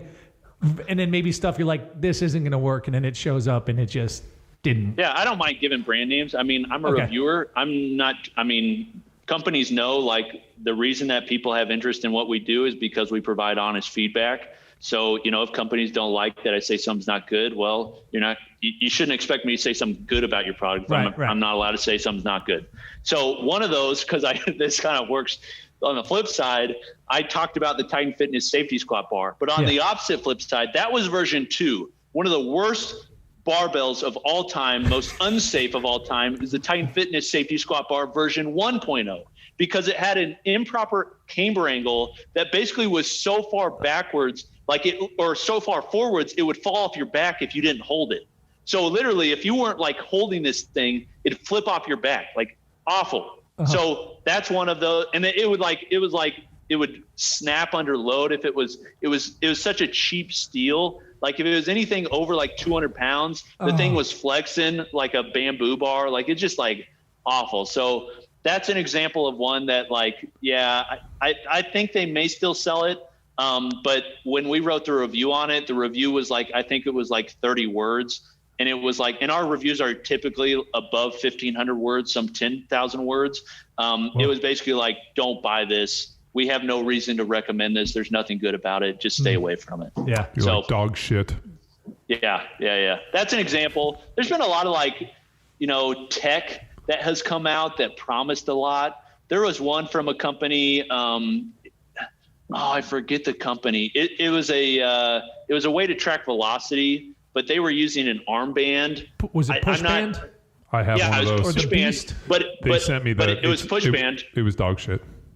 Yeah, it was push band, but they did an alternative where they were marketing to CrossFitters called Nexus, and they were trying to track reps. And they were talking to me like, we're talking to Dave Castro about using this in the CrossFit games. So you no longer have to use refs on the field. It'll just track automatically. And I asked them, I was like, so before I get this, because they want to do an interview in the beginning, they're like, I asked them, I said, how accurate is this? How much should I expect? Like, there's going to be some play there. They said it has 99.99% accuracy. So basically, it was supposed to track every rep to 99.99% accuracy. And it wasn't close to that, dude. It didn't track anything. It was like everything missed. And dude, so I called them. That thing. It was awful. Yeah, exactly. But I think the thing was, the reason it wasn't as good is because they hyped it up so big and told me how great it was going to be. And it just ended up flopping. Misaligned expectations. There's another one like that, Coop, called the Beast. I've used it, Beast Sensor. Yeah. And that was like a magnet-based one. Now that magnet is holding a picture of my wife on the wall over here. That's where it ended up. Yeah. But that one was another. Great example. There's tons of tech like that comes into this space. And it's often from people that don't understand strength training. Mm-hmm. And so I don't know, they think it's going to do well, and then it just ends up not being good. It's like a shake weight type thing. Well, yeah, but it's because, not to go back on sore necks with it, but if you lift weights and you're actually training, and you have some smart people around you who avoid the shortcut. Yeah, there's avoid the shortcut. No, but I always think what's neat about sore necks is they come up or they assess a problem or a need. They go over one room to the designer who sits and designs it, and then they cut it out, and then they have the fab guys weld it, and then they bring it in and test it. I think what they're doing is they're solving problems, and I think what happens so often, especially in this equipment and with all these kind of maybe suits sitting in a gym, or sorry, not in a gym, but in a boardroom trying to figure this stuff out. Well, they might be sitting in the gym, John, but they're not using anything. They're what they're doing is they're trying to think of products to sell instead of looking at designing products to fit or to like fit a solution or fix a solution or fix a problem. And I think like when I look at this stuff, it's like, first of all, I know that nobody ever who lifted weights would ever have designed it this way. I mean, I've looked at so much equipment and used things and been like, this is ridiculous. Like nobody lifting weights would design it. Like we were out at Naval Special Warfare when we were working with the guys at Development Group, and they had these safety squat bars where the camber was so fucked up that like I like as I loaded it, it was so far forward that when you put weight on, it was fucking driving these handles into your chest.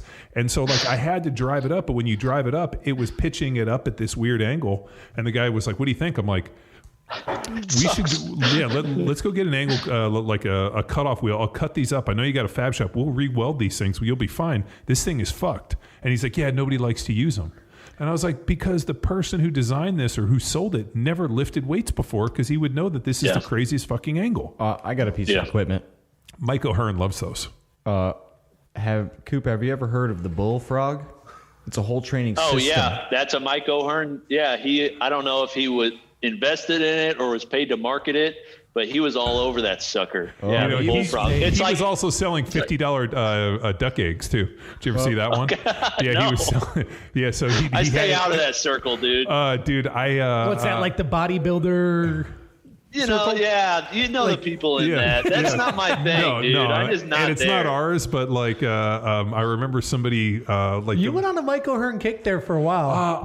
That was like 2 years ago. I'm was just it? amazed, like the thing that one, he's had a tremendous amount of plastic surgery, but I'm always He's amazed. already. I'm always amazed by. Well, one, the fact the guy's never been out of shape. Like the guy like is forever. That's true. Like No.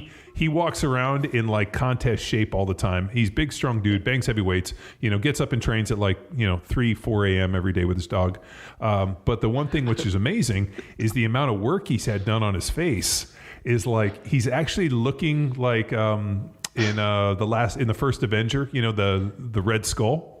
When he's like the skull, his face is so smooth, and he's starting to look like the skull. Oh. And I'm like, yo, man, like, I mean, he's like, dude, the guy's in phenomenal shape. Always has an amazing tan. I can't fault him on that. Well, Yeah, he looks like a superhero. There's no doubt. this frog fitness thing. So Tex has a video playing. Yeah. Every conference I've ever been to, these guys, they don't buy out a booth. They buy out because you have to display. So maybe 4 or 5 booths in a row. So they create this track. And for our listeners, imagine a thruster, right? So we're squatting and pressing overhead. Perfect way to think of it. Now you got to go horizontal. It's the worst. Yeah, so your body down. This thing is such dog shit. Yeah, so you're facing the ground, and it's on 4 wheels, and you're performing a thruster movement. And it's almost like 2 barbells, right, Tex? So like your feet are strapped into one barbell, your hands wheels. are on another barbell, so- but they're wheels instead of plates. Yeah, It's so and complicated. It pushes you forward. So over the past 5 years, every conference I've been to, these guys have bought out. I don't know who their funding is. Because here's the thing: nobody's It's buying Mike. one. I've never. Yeah, it's all Mike O'Hearn. Well, this Frogger machine, it costs $3,000, and no. Does it? Oh yeah, no college coach. Coop, you got to get I one didn't of know these. it was that dude. expensive. You have to yeah. get one of these. I want one. I want a 30-word write-up on this one. Absolute Well, dog shit. Yeah, those type of videos are popular. There's one, Mark Bell's getting ready to come out with a bicep board, which is basically a waiter's like curl. And I'm going to buy one because I want to do a review on it and make a DIY version. But that's an example of like, it's like products that like, do they work? Well, I don't know. I mean, you probably get some sort of fitness benefit from it, but like, do you want to take up the space and the cost and everything like that for it? There's a lot of dumb. Yeah, Probably like you not. said, the Yeah. niche, the single use, single use for a garage gym is probably not optimal. Well, I right? mean, like you made a great point earlier. You talked about every piece of equipment has to be multifaceted. Like you can't just have like, and we do. I mean, dude, I searched for years and was pretty stoked when I found my hammer incline, which is I fucking love that thing. But like you can actually use that and do rows with it. Yeah, you got the space and like But like that ultra specific, like you need something like you were saying, like a landmine and dumbbells and barbells and things where you can do multiple things, so you're not like stuck in this Globo gym where it's like, oh, here's your hamstring curl, here's this. Well, on that note, John, your training level is so far up where you need that specific stimulus from the thank hammer. you. Thank you. Well, we had the fortunate opportunity to visit Elite FTS, and holy smokes, Dave Tate's warehouse, and he's got all these specific things, and him and Mountain Dog, they were training in there, and both of them are so finely tuned bodybuilding and professional need this athletes. angle with this grip. Yeah. But if we're talking about our garage gym client, no, we can get away with a lot with general. One thing that's resonated with like all of our guests, Jesse Burdick's 5x5 Island. Remember, that was our first 50 episodes. Explain. It was basically like You don't remember that one? I think this might have been before Tex was on. We were talking about like when training beginners, and Jesse made a funny point where he's like, you need to send them to 5x5 Island, where all they do is they go to an island with a barbell and they do nothing but 5x5. Yeah, 5 years on 5x5 Island. Then you can come back to me, and if you want to talk about accommodating resistance, I'll talk to you about accommodating. That's what if you it want was. to talk That's to me genius. about conjugate, and he's like, have you been on 5x5 Island? Everybody is so entranced with the nuance, especially in the beginner phase, because that's the only thing that'll work for him. And he's like, send them to 5x5 Island. But dude, he's not wrong. Right? Speaking of 5x5 Island, I was on Mike Matthews. Yeah, Mike Matthews' podcast. Who's Infinite Strength. He's a Legion Athletic Supplement. Yeah, and I know. He was funny. He told me that Rip is one of his mentors. Mark Ripito. Is that guy's like personal mentors? Muscle for life. Oh, muscle for Yeah, looks up to Rip, loves him. And I just started laughing, and I was like, I love Rip too. He's one of the prickliest human beings I know. And he was like, I could listen to that guy all day. But does Rip know him, or does he? No, it says that he's friends, and I was like, do you know Mark Ripto? And he's like, yeah. He's like, we're friends. I reach out to him, and like has this relationship so much so that I fucking left, and I called Rip immediately. He didn't pick up because he was probably still sleeping. But I'll hear from him today. But I'm curious, I want to I was like, man, it's just to me, it's an unassuming, and I like Mike Matthews. I thought he was fun to talk to, like pre-show, during show, after show. But it's just kind of an unassuming. I was like, well, that's what I said. I was like, do you know Mark Ripto? Yeah. And I've been to his fucking stone structure and eating dinner at his house. I've known Rip for years. And I was like, probably one of the most prickly human beings on the planet, and for good reason. But it was funny that dude listed, because he's like, man, I'd love to do a live Q&A with you, Mark Ripto, and I think it was some Aragorn, it's Alan Aragorn guy or something. He listed a few people, and I was like, really, Rip? I was like, I love Rip, but you really? Oh, yeah. I just didn't put those two together. Uh-huh. Rip's been on Mike's podcast. I've heard it, so I think, has he? I think that's maybe where the relationship started. Okay. But I do want to say two other products that relate to what we're talking about, and ones that I think they're good products, but I think what they could have been or what they could be hasn't been fulfilled, and that is the Rogue Rhino, which is Rogue's belt squat. It's one of my favorite belt squats. It's like the ATP. It's cable based. But the difference is it can fit in a rack. And then the other one is the adjustable jammer, or they call it the Rogue LT1 trolley, 50 cal trolley system from Rogue. That's another one. So every week I go on Google Patents and I search for equipment patents every week. So I just go through and see if I can find stuff that never came out, see what companies wanted to do with stuff. And the adjustable or the 50 cal trolley system from Rogue had 50 different angles and attachments to be able to turn them into hammer strength, lat pull downs, this weird monolith system, this low row system, all this stuff, and none of them have come out. None of them. So I don't know what they're waiting on. It may be the pandemic or whatever, but that's an example where that system could be so much more versatile for a home gym owner, but they haven't released it. And then the Rhino's the same way. I'm looking at I've got something I call the Coupe Squat. It's basically a Frankenstein squat where I took a Rogue Rhino, but I put it in a squat rack. And then I took a Rogue Slinger, which is their lat pull down attachment system. I put it in the middle. And so I turned the Rogue Rhino into a lat pull down. So it can not only do belt squats, but it can also do lat pull downs, low rows, and all that stuff, because it's a cable based system that's using plate loaded. That system, they missed the mark in not selling that way. Because that video that we made on it called the Coupe Squat, it's had as many views as pretty much any of our other videos, and I still get emails to this day asking for a parts list on how to build it. It's just like it's awesome. So those are two pieces that like they were good, but I think they could do a lot more with them. Dude, and I think they wanted to. I just don't know why they didn't. The belt squat from Westside, the cable one, I think is by far the best one. The ATP. Yeah, like Sweet. So we have the early iteration that doesn't have the adjustable arms. Yeah. Like one day I'll just fucking sawzall them off and weld them lower so we can actually do more pulls in them. But when we bought that, I call the Pit Shark what do we call it? The Strain Coach's leg press. So like if you want to feel really good about yourself, because here was the thing. Throw the plates on, baby. Dude, we racked every single plate we could fit on that thing, and we're doing it for like sets of 10.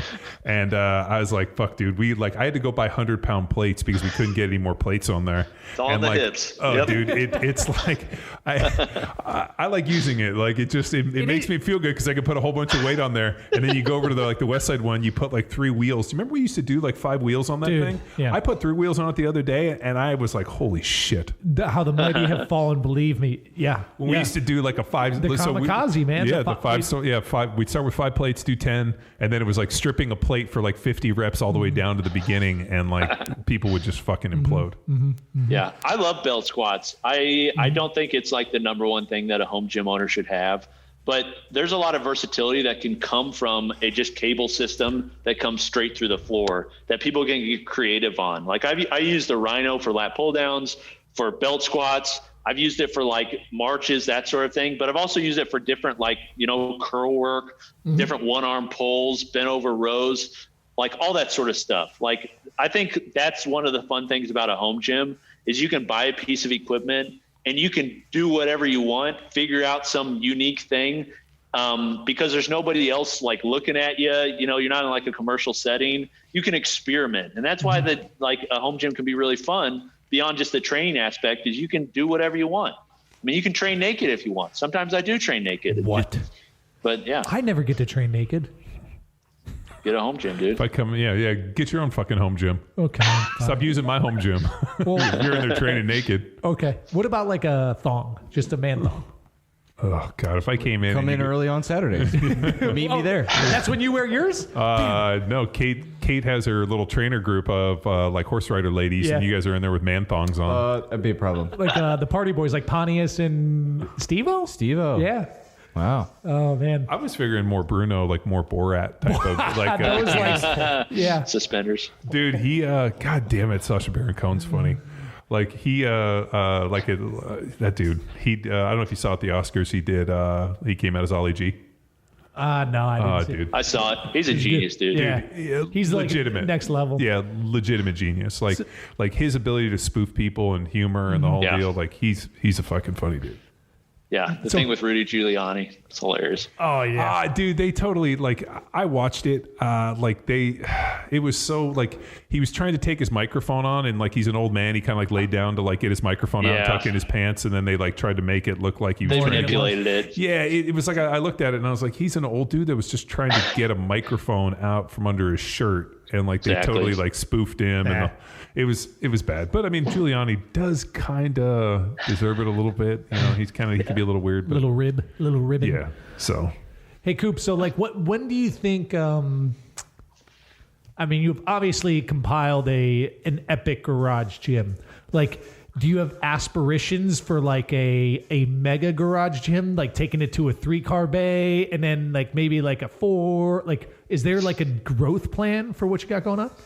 Great question. So I also own a personal training studio that's 3,500 square feet. I don't sell any equipment. I keep everything. So I've got over 100 barbells, over like 35 squat racks right now, just everything. So what I'll do is I'll house stuff at our personal training studio. We're now at like max capacity there. So I house stuff in like friends' garage gyms. So there's about 15 friends or so that I've built garage gyms for in the area. And then I'm in a 2-car right now, but it's actually a 3-car. It's got a separate garage. But we moved in here And I was thinking like I'd be satisfied with just a 3-car garage, but I'm not. I want a warehouse gym. Yeah. So what I'm doing is I'm going to buy a new house and I'm going to build like a 3,500, 4,000 square foot shop. And then I want to house just everything in there. So, you know, it's like, it's a hobby, but it's also what I do for a living is I talk about this stuff. Yeah. So, you know, I mean, it's fun. But I want to be able to review a squat rack. This is what I try to do. I try to review stuff and compare it to every previous version and compare it to every version that's out there. Yeah. So I want to be able to review a squat rack and then go down the 20 different squat racks and be like, this is how it compares to this one. This is how it compares to this one. Or same thing with barbells, like knurling. I want to be able to say, okay, this is this knurling, but this is how it compares to this one, that sort of thing. So these products, like, you know, in the beginning, it annoyed my wife because I literally would not sell anything. Like I have duplicates of all sorts of stuff. Which is totally fine. Yeah. But the reason I do it is because if I'm providing a recommendation, nobody can compete with me because nobody has the variety of equipment as me. Because I can go to this barbell that was made, you know, obscurely. They only made 100 of them. And I've got one and I can compare it to this barbell here and tell you, hey, you should buy this because it, you know, is this different. So yeah, that's the plan. Do you have a Mastodon bar? No, I don't. I know that bar. I would love that bar. I don't have that bar. I want that bar, and I also want the Iron Wolf squat bar. Yeah. It's a stainless steel from the guy who used to work for York. Yeah. Those are 2 bars I would love to have. So I remember I got in this idea I was going to squat 1,000 pounds. And so the problem is when you start loading this type of poundages, the bars end up flexing. So I ended up buying this Mastodon bar, and I think I loaded it like I think the heaviest I hit it was like 800 on it, but it was like the thing was so fucking big on my back. It was just like.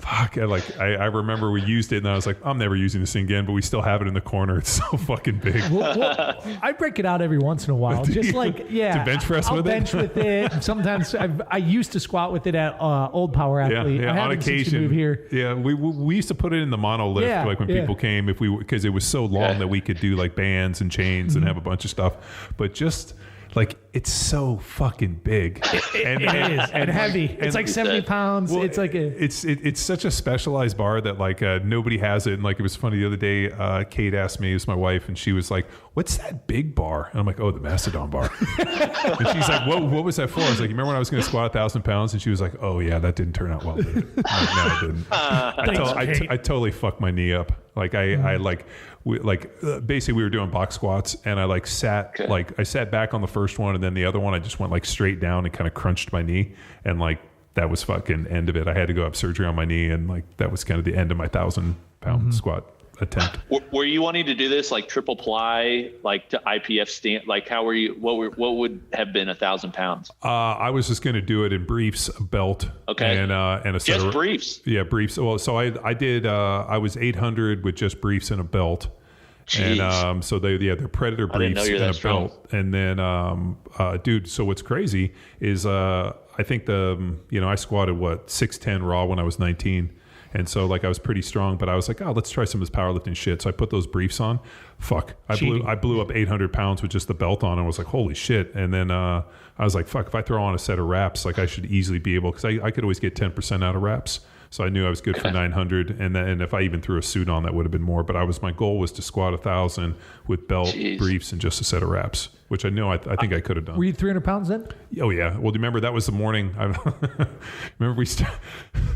So I remember one morning I got up, and I remember I was kind of like stuck in bed, and I had to like roll over like a fucking turtle. And my wife was like, "How much are you weighing?" And I'm like, "I don't know, like 260, 270." And she's like, "You go step on the scale." And I stepped on the scale, and I was like 317, 318. Oh my God. And I floor pressed 500, and like, dude, I was so fucking strong. Like I looked at that video the other day, pulled like a 685 for a set of 3 off of a 4-inch deficit. And like I was so fucking big, and I remember I hurt my knee on that squat, and I went and had surgery, and I was like, I should never be this big again. It was just like we had got this big crock pot, and so every night before I go to bed, I would throw like 6 pounds of meat in this crock pot with like potatoes and shit, and I was just eating out of the crock pot like continuous. Mm-hmm. Those were good days. Was that before or after every second counts? That would have been after. So this is after I retired from the NFL. And I think I met when you did the cert that I went to, which was 2010. Yeah, that was when I was big. Yeah, that's when you were like 20-inch neck. Yeah, I was fucking 20-inch neck. Yeah, I was easily 300 plus pounds. Yeah, and I just remember like I was even Ben Oliver was like 205. 10 or something, right? Like big for him. Well, so I went out to Westside and we started talking about all this GPP stuff and everything, and we came home and I kind of implemented like my power athlete version of what Louis and I discussed. Cool. And it was kind of a limited conjugate method, and like kind of started hitting some different stuff. We started hitting a bunch of different like kind of accessory movements and put a bunch of bodybuilding in, and everybody got really fucking big and strong. And Nate got big. I think Bo Bergner was training with us at that time. Bo Bergner squatted like 500 pounds, which he had never done. Something fucking crazy. He had like a body weight of like 170. He squatted like 4 something, like mid 4s. It was 500 off of a box. It's fucking unreal. And then we were doing that box squat, man. And instead of going back, I went straight down. When I hit the box, I just crunched my knee. And then we went to Denmark for that surgery, and I couldn't walk, and I came home and I ended up getting my knee scoped, and then I was like, fuck, I shouldn't weigh this much. And that was kind of the end of it. But yeah, those were good days. Just eating with reckless abandon and trying to get as jacked as you could. Yeah. Oh yeah. I know it took me, I had to get up to 250 pounds to hit 500 pounds on squat. Yeah. Oh, you did?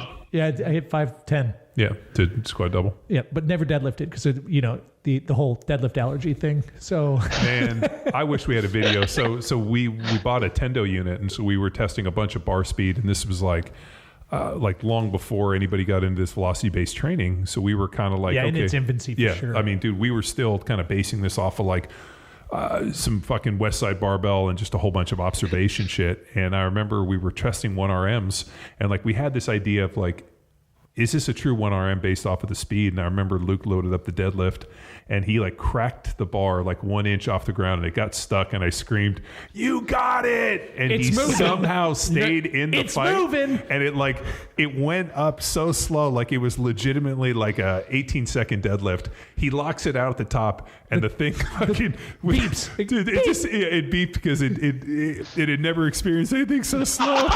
It fucking reset. Count it. And dude, I laughed. That's hilarious. Dude, as I'm still laughing today, I fucking hadn't laughed that hard that the thing thought like you had stopped and just oh fuck. It was great. Well, I think it was heavy though. I think it was like first off, the rep in and of itself was not commendable, but the weight. Yeah, no, it wasn't a shitty deadlift. Yeah, 485 maybe. Yeah, it was close to 500. You did have your squat and bench press PRs on tape, because I was on the East Coast and we were in competition. So I do remember, and you did that 500 with no spotter. Right. So I roll. I would like to live dangerously. I too like to live dangerously. My training partners didn't show up that day. They went and got pancakes, which is John and Nate. Oh man. Yeah, like those. We when we were in Little Power Athlete, when we had that little spot, man, that was a lot of good training. We had a lot of good, funny training and a lot of good training experiences. Like, do you remember when Chelsea and them were doing sprints and she sprinted out and ran into that car? I was not there, but yeah. We were training these LFL girls, and we were like, they were just supposed to do like these little like 5-10 like little 5-10 yard push-up starts, and then like out the door was probably 25 yards. These birds like are sprinting out of the building into like the back alley, and this dude literally, as they're sprinting, drives by and they run right into the dude's minivan. And like the dude's like, what the fuck? Dude. And then Chelsea came out and got in the dude's face, and like he was going to call the police because she threatened to kick his ass. Yeah. And like I get this call, and it's like the police are coming. Chelsea's going to beat up your neighbor. I'm like, what the fuck? Yeah. So never a dull day. Coop, what about flooring? Have you been approached by any flooring companies, or you just say, hey, stall mats, good to go? Yeah, I think for most people, stall mats, I'd love to be able to pimp a product that was better than stall mats. Actually, I'd love to be able to come up with a product that was easily shippable and worked as well as stall mats. But no matter how much I rack my brain, I can't come up with anything. Right.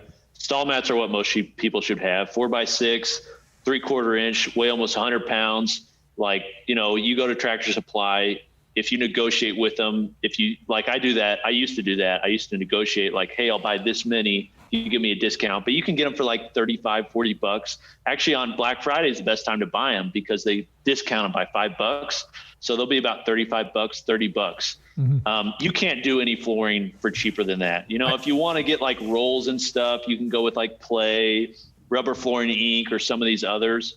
But for the home gym, most people like don't spend your money on that kind of stuff. Spend it on your equipment. Like just get something to protect your foundation, and stall mats are great for that. I think Amazon has some mats that are relatively affordable, that are like, prime and shipped for free and everything like that. We've always done Tractor Supply stall mats. I mean, back when we were in California, I used to go out to like the fucking distributor out in Colton, out in the IE, and pick them up.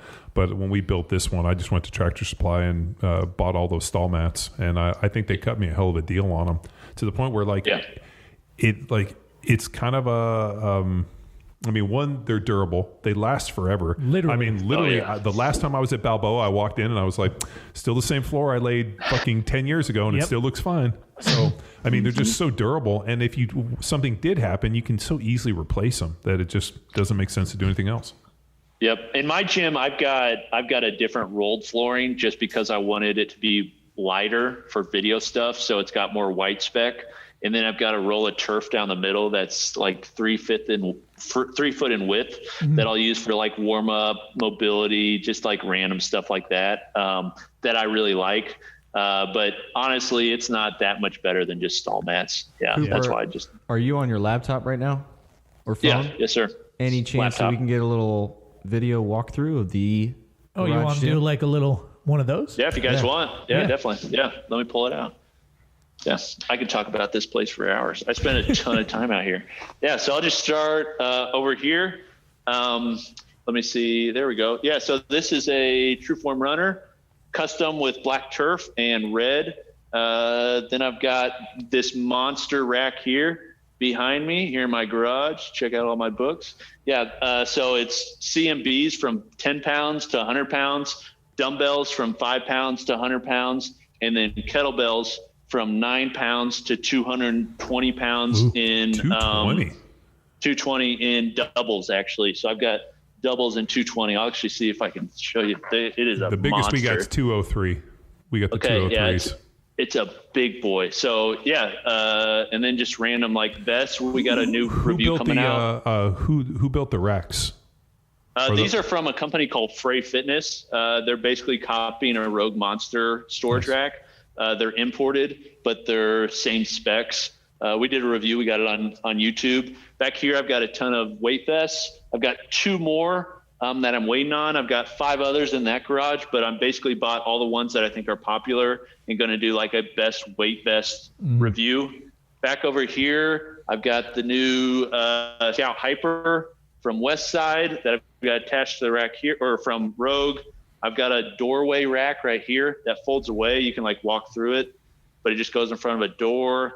I've got, this is a Rep PR 5000 version 2 with a bunch of just all sorts of random attachments. I got a Kabuki Cadillac bar, bunch of plates, transformer bar, some dumbbell holders. I got these custom, these are really cool. I always like to show these off. These custom dip handles from Dean Shantz at Black Widow Training Gear. They've got the black, like the Widow spider web there with our logo. They're knurled handles though, which is kind of unique for a dip handle. Mostly they're not knurled, so I use them for pull-ups. But the reason I got those is because I wanted to do weighted dips and pull-ups on the Coupe Squat.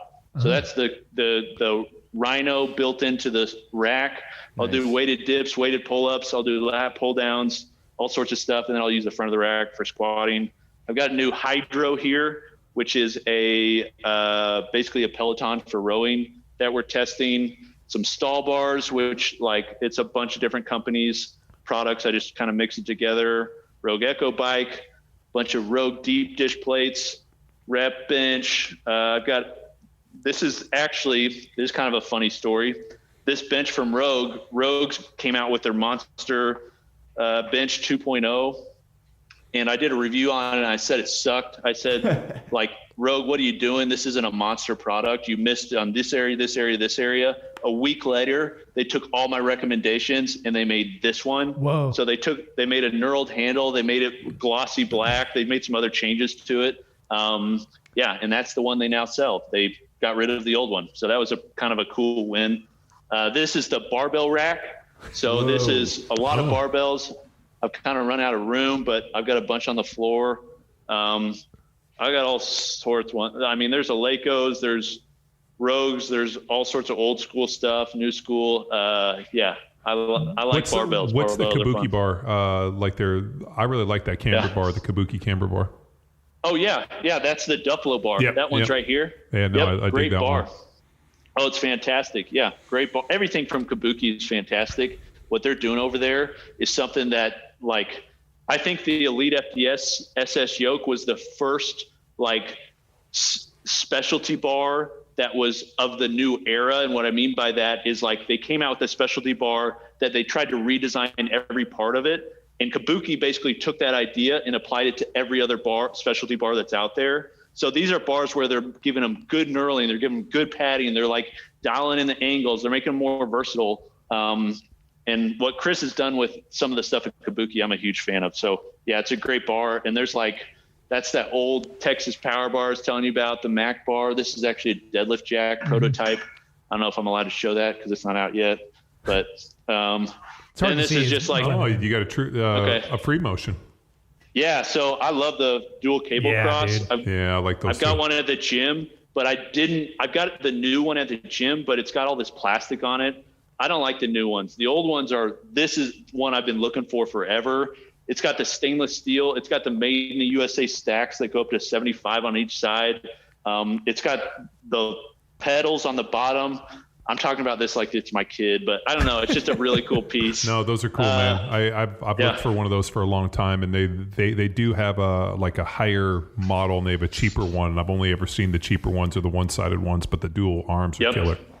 Oh yeah, they're amazing. Super great for a home gym in that they're like really compact, although super heavy. This is a Titan lat pull down. This is Titan's best product in my opinion. This thing is like $1,000, 300-pound stack. Like if somebody's looking for a lat pull down, like the fact that they're able to sell this, ship to your door for $1,000 with a 300-pound stack is unbelievable. Yeah. But yeah, I mean, I guess it's because it comes from China. Then back over here, this is like just some lat pull down accessories. And then I've got my Milwaukee blower and vacuum. If for any garage gym owner out there, I made an article called Home Gym Essentials according to Coop. And I've got 9 different training pieces on there, but the 10th one is a blower. You got to have a leaf blower. If you're training in a gym in your garage, it's so easy. So that's in here. And then I've got a whole nother gym in there, but I think this is enough. Oh yeah. Epic, dude. Quite the collection, and clearly an educated consumer, right? Like, if you have a question, just go to Coop's page. Yeah, right? no, and go to his YouTube.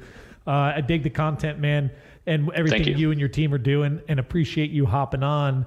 I think we nailed this question out of the park. Yeah, I think we crushed it, and a lot more. Oh yeah. You ever find yourself in Austin, Texas, Coop? I have been there. Yeah, I've been there I visited French Sport, which is a manufacturer there in Austin. I love Austin. I'd love to live in Texas. I've got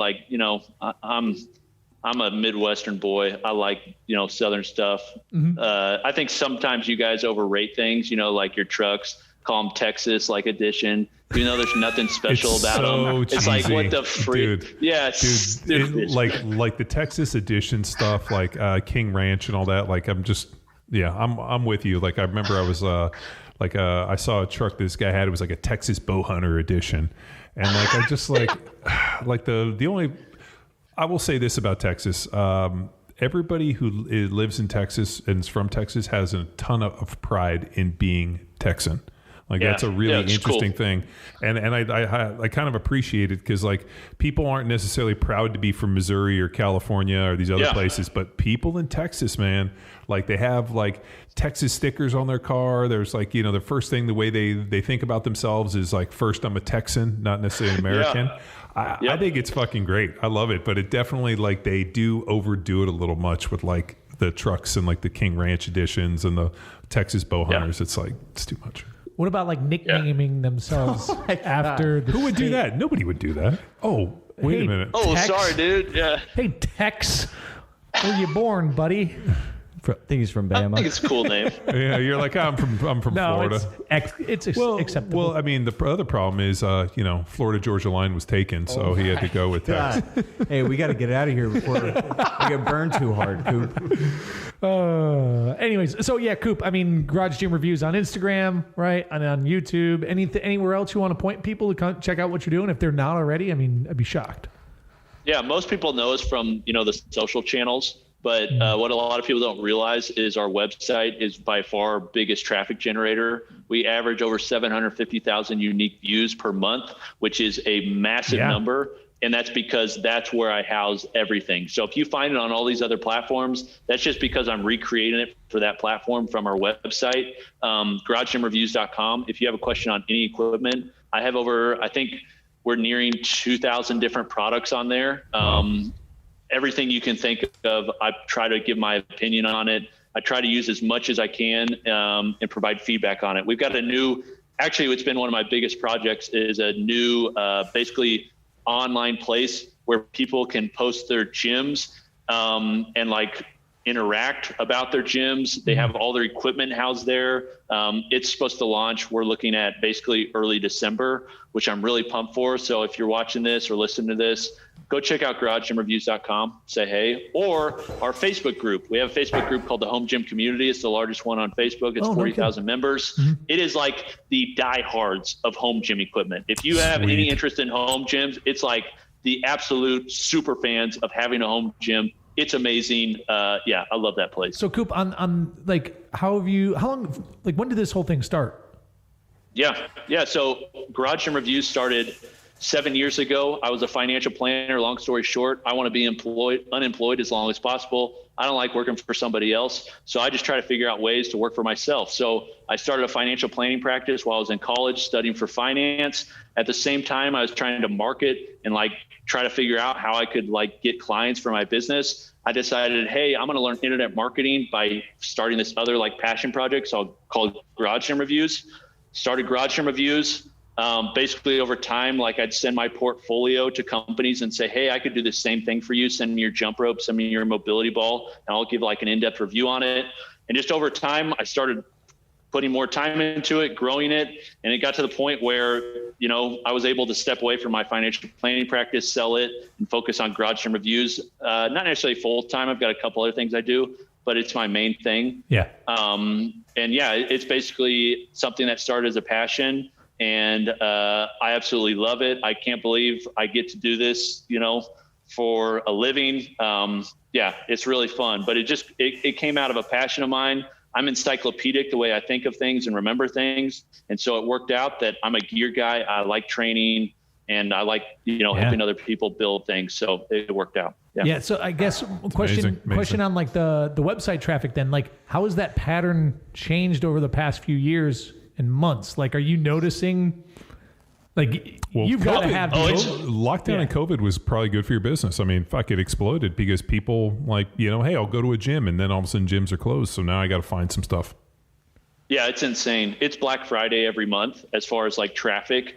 The thing that I point to, a lot of people are like, you're talking about the future of fitness being in the home, you're biased and that sort of thing, which I do certainly have bias, but I'm basing this on a few factors. And one of those factors is the fact that after COVID happened and there are all these shutdowns, we saw a crazy spike in traffic. That traffic has not gone down at all. It's only increased. Wow. So there's this continued demand, despite things opening back up in certain areas, there's a continued demand for home gyms. And then you look at all the companies that are hiring, not only employees, they're not hiring seasonal employees, they're hiring full-time employees because they're believing that they're also hedging their bets that this is the future of fitness and they're going to like basically create equipment for all these home gyms. Mm-hmm. So as far as like COVID happening, like it sucks that, all this happened, but I've certainly benefited from gym shutting down, even though, like I'd love like more home gyms to be out there. I'm a business owner. I don't want to see other small business owners suffer,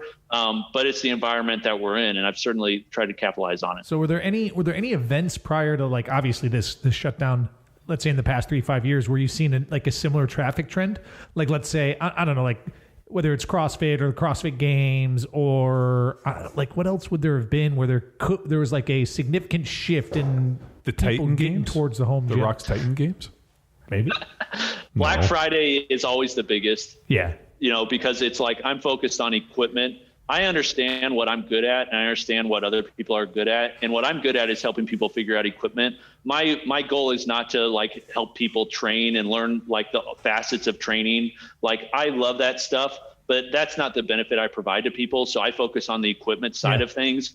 And because I focus on the equipment side of things, if there's a season in which equipment is cheaper, people are searching for that. And so Black Friday is an example of that, where our traffic always jumps for Black Friday. But CrossFit, I love CrossFit. I love the sport of CrossFit. It's how I first, found out about John. Like that's my favorite sport. I watch all of it. I used to watch a lot more because their media was a lot better, but like, that's what I enjoy, like, as far as my sport. Mm-hmm.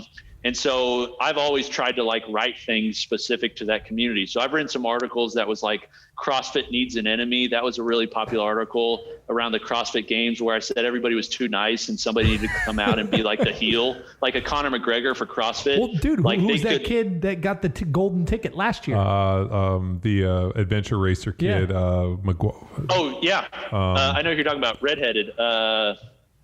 Well, I wasn't forget it his Ryan name. Fisher for a while when he barked back? Well, Ryan Fisher, But that was defiance he was the and bad guy. subordination. But then, Dave Castro had to go over and do what Dave Castro does, which is lord over people. But what's that guy? Tyler McIntyre. I think you're right. I know who you're talking Tyler about. McIntyre. But there was your bad guy, right? And like everybody, Yeah. The problem Glassman is called him the Blowhard Award. you have to not only be like an enemy and a heel, the heel also has to be really good. Mm-hmm. So it has to be a guy who's coming out and saying, who is good and says, hey, Matt Frazier, I'm better than you and I'm going to beat you. And like actually like has some like competitive there.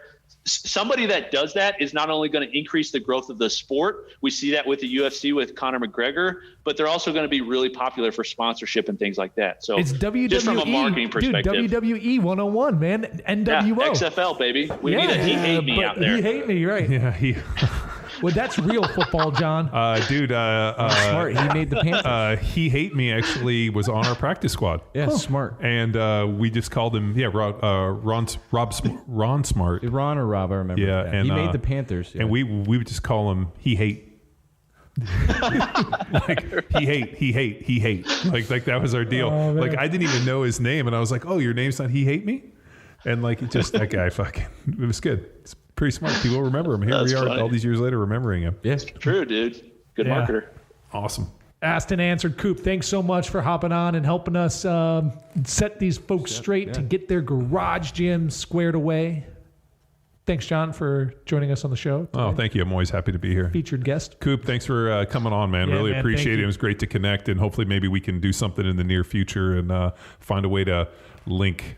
So, I mean, you're doing some fucking great stuff, dude. I'm such a fan of like not only the information, like I've always been a huge proponent of the garage gym, and to see somebody doing what you're doing is awesome, dude. Congratulations. Thank you.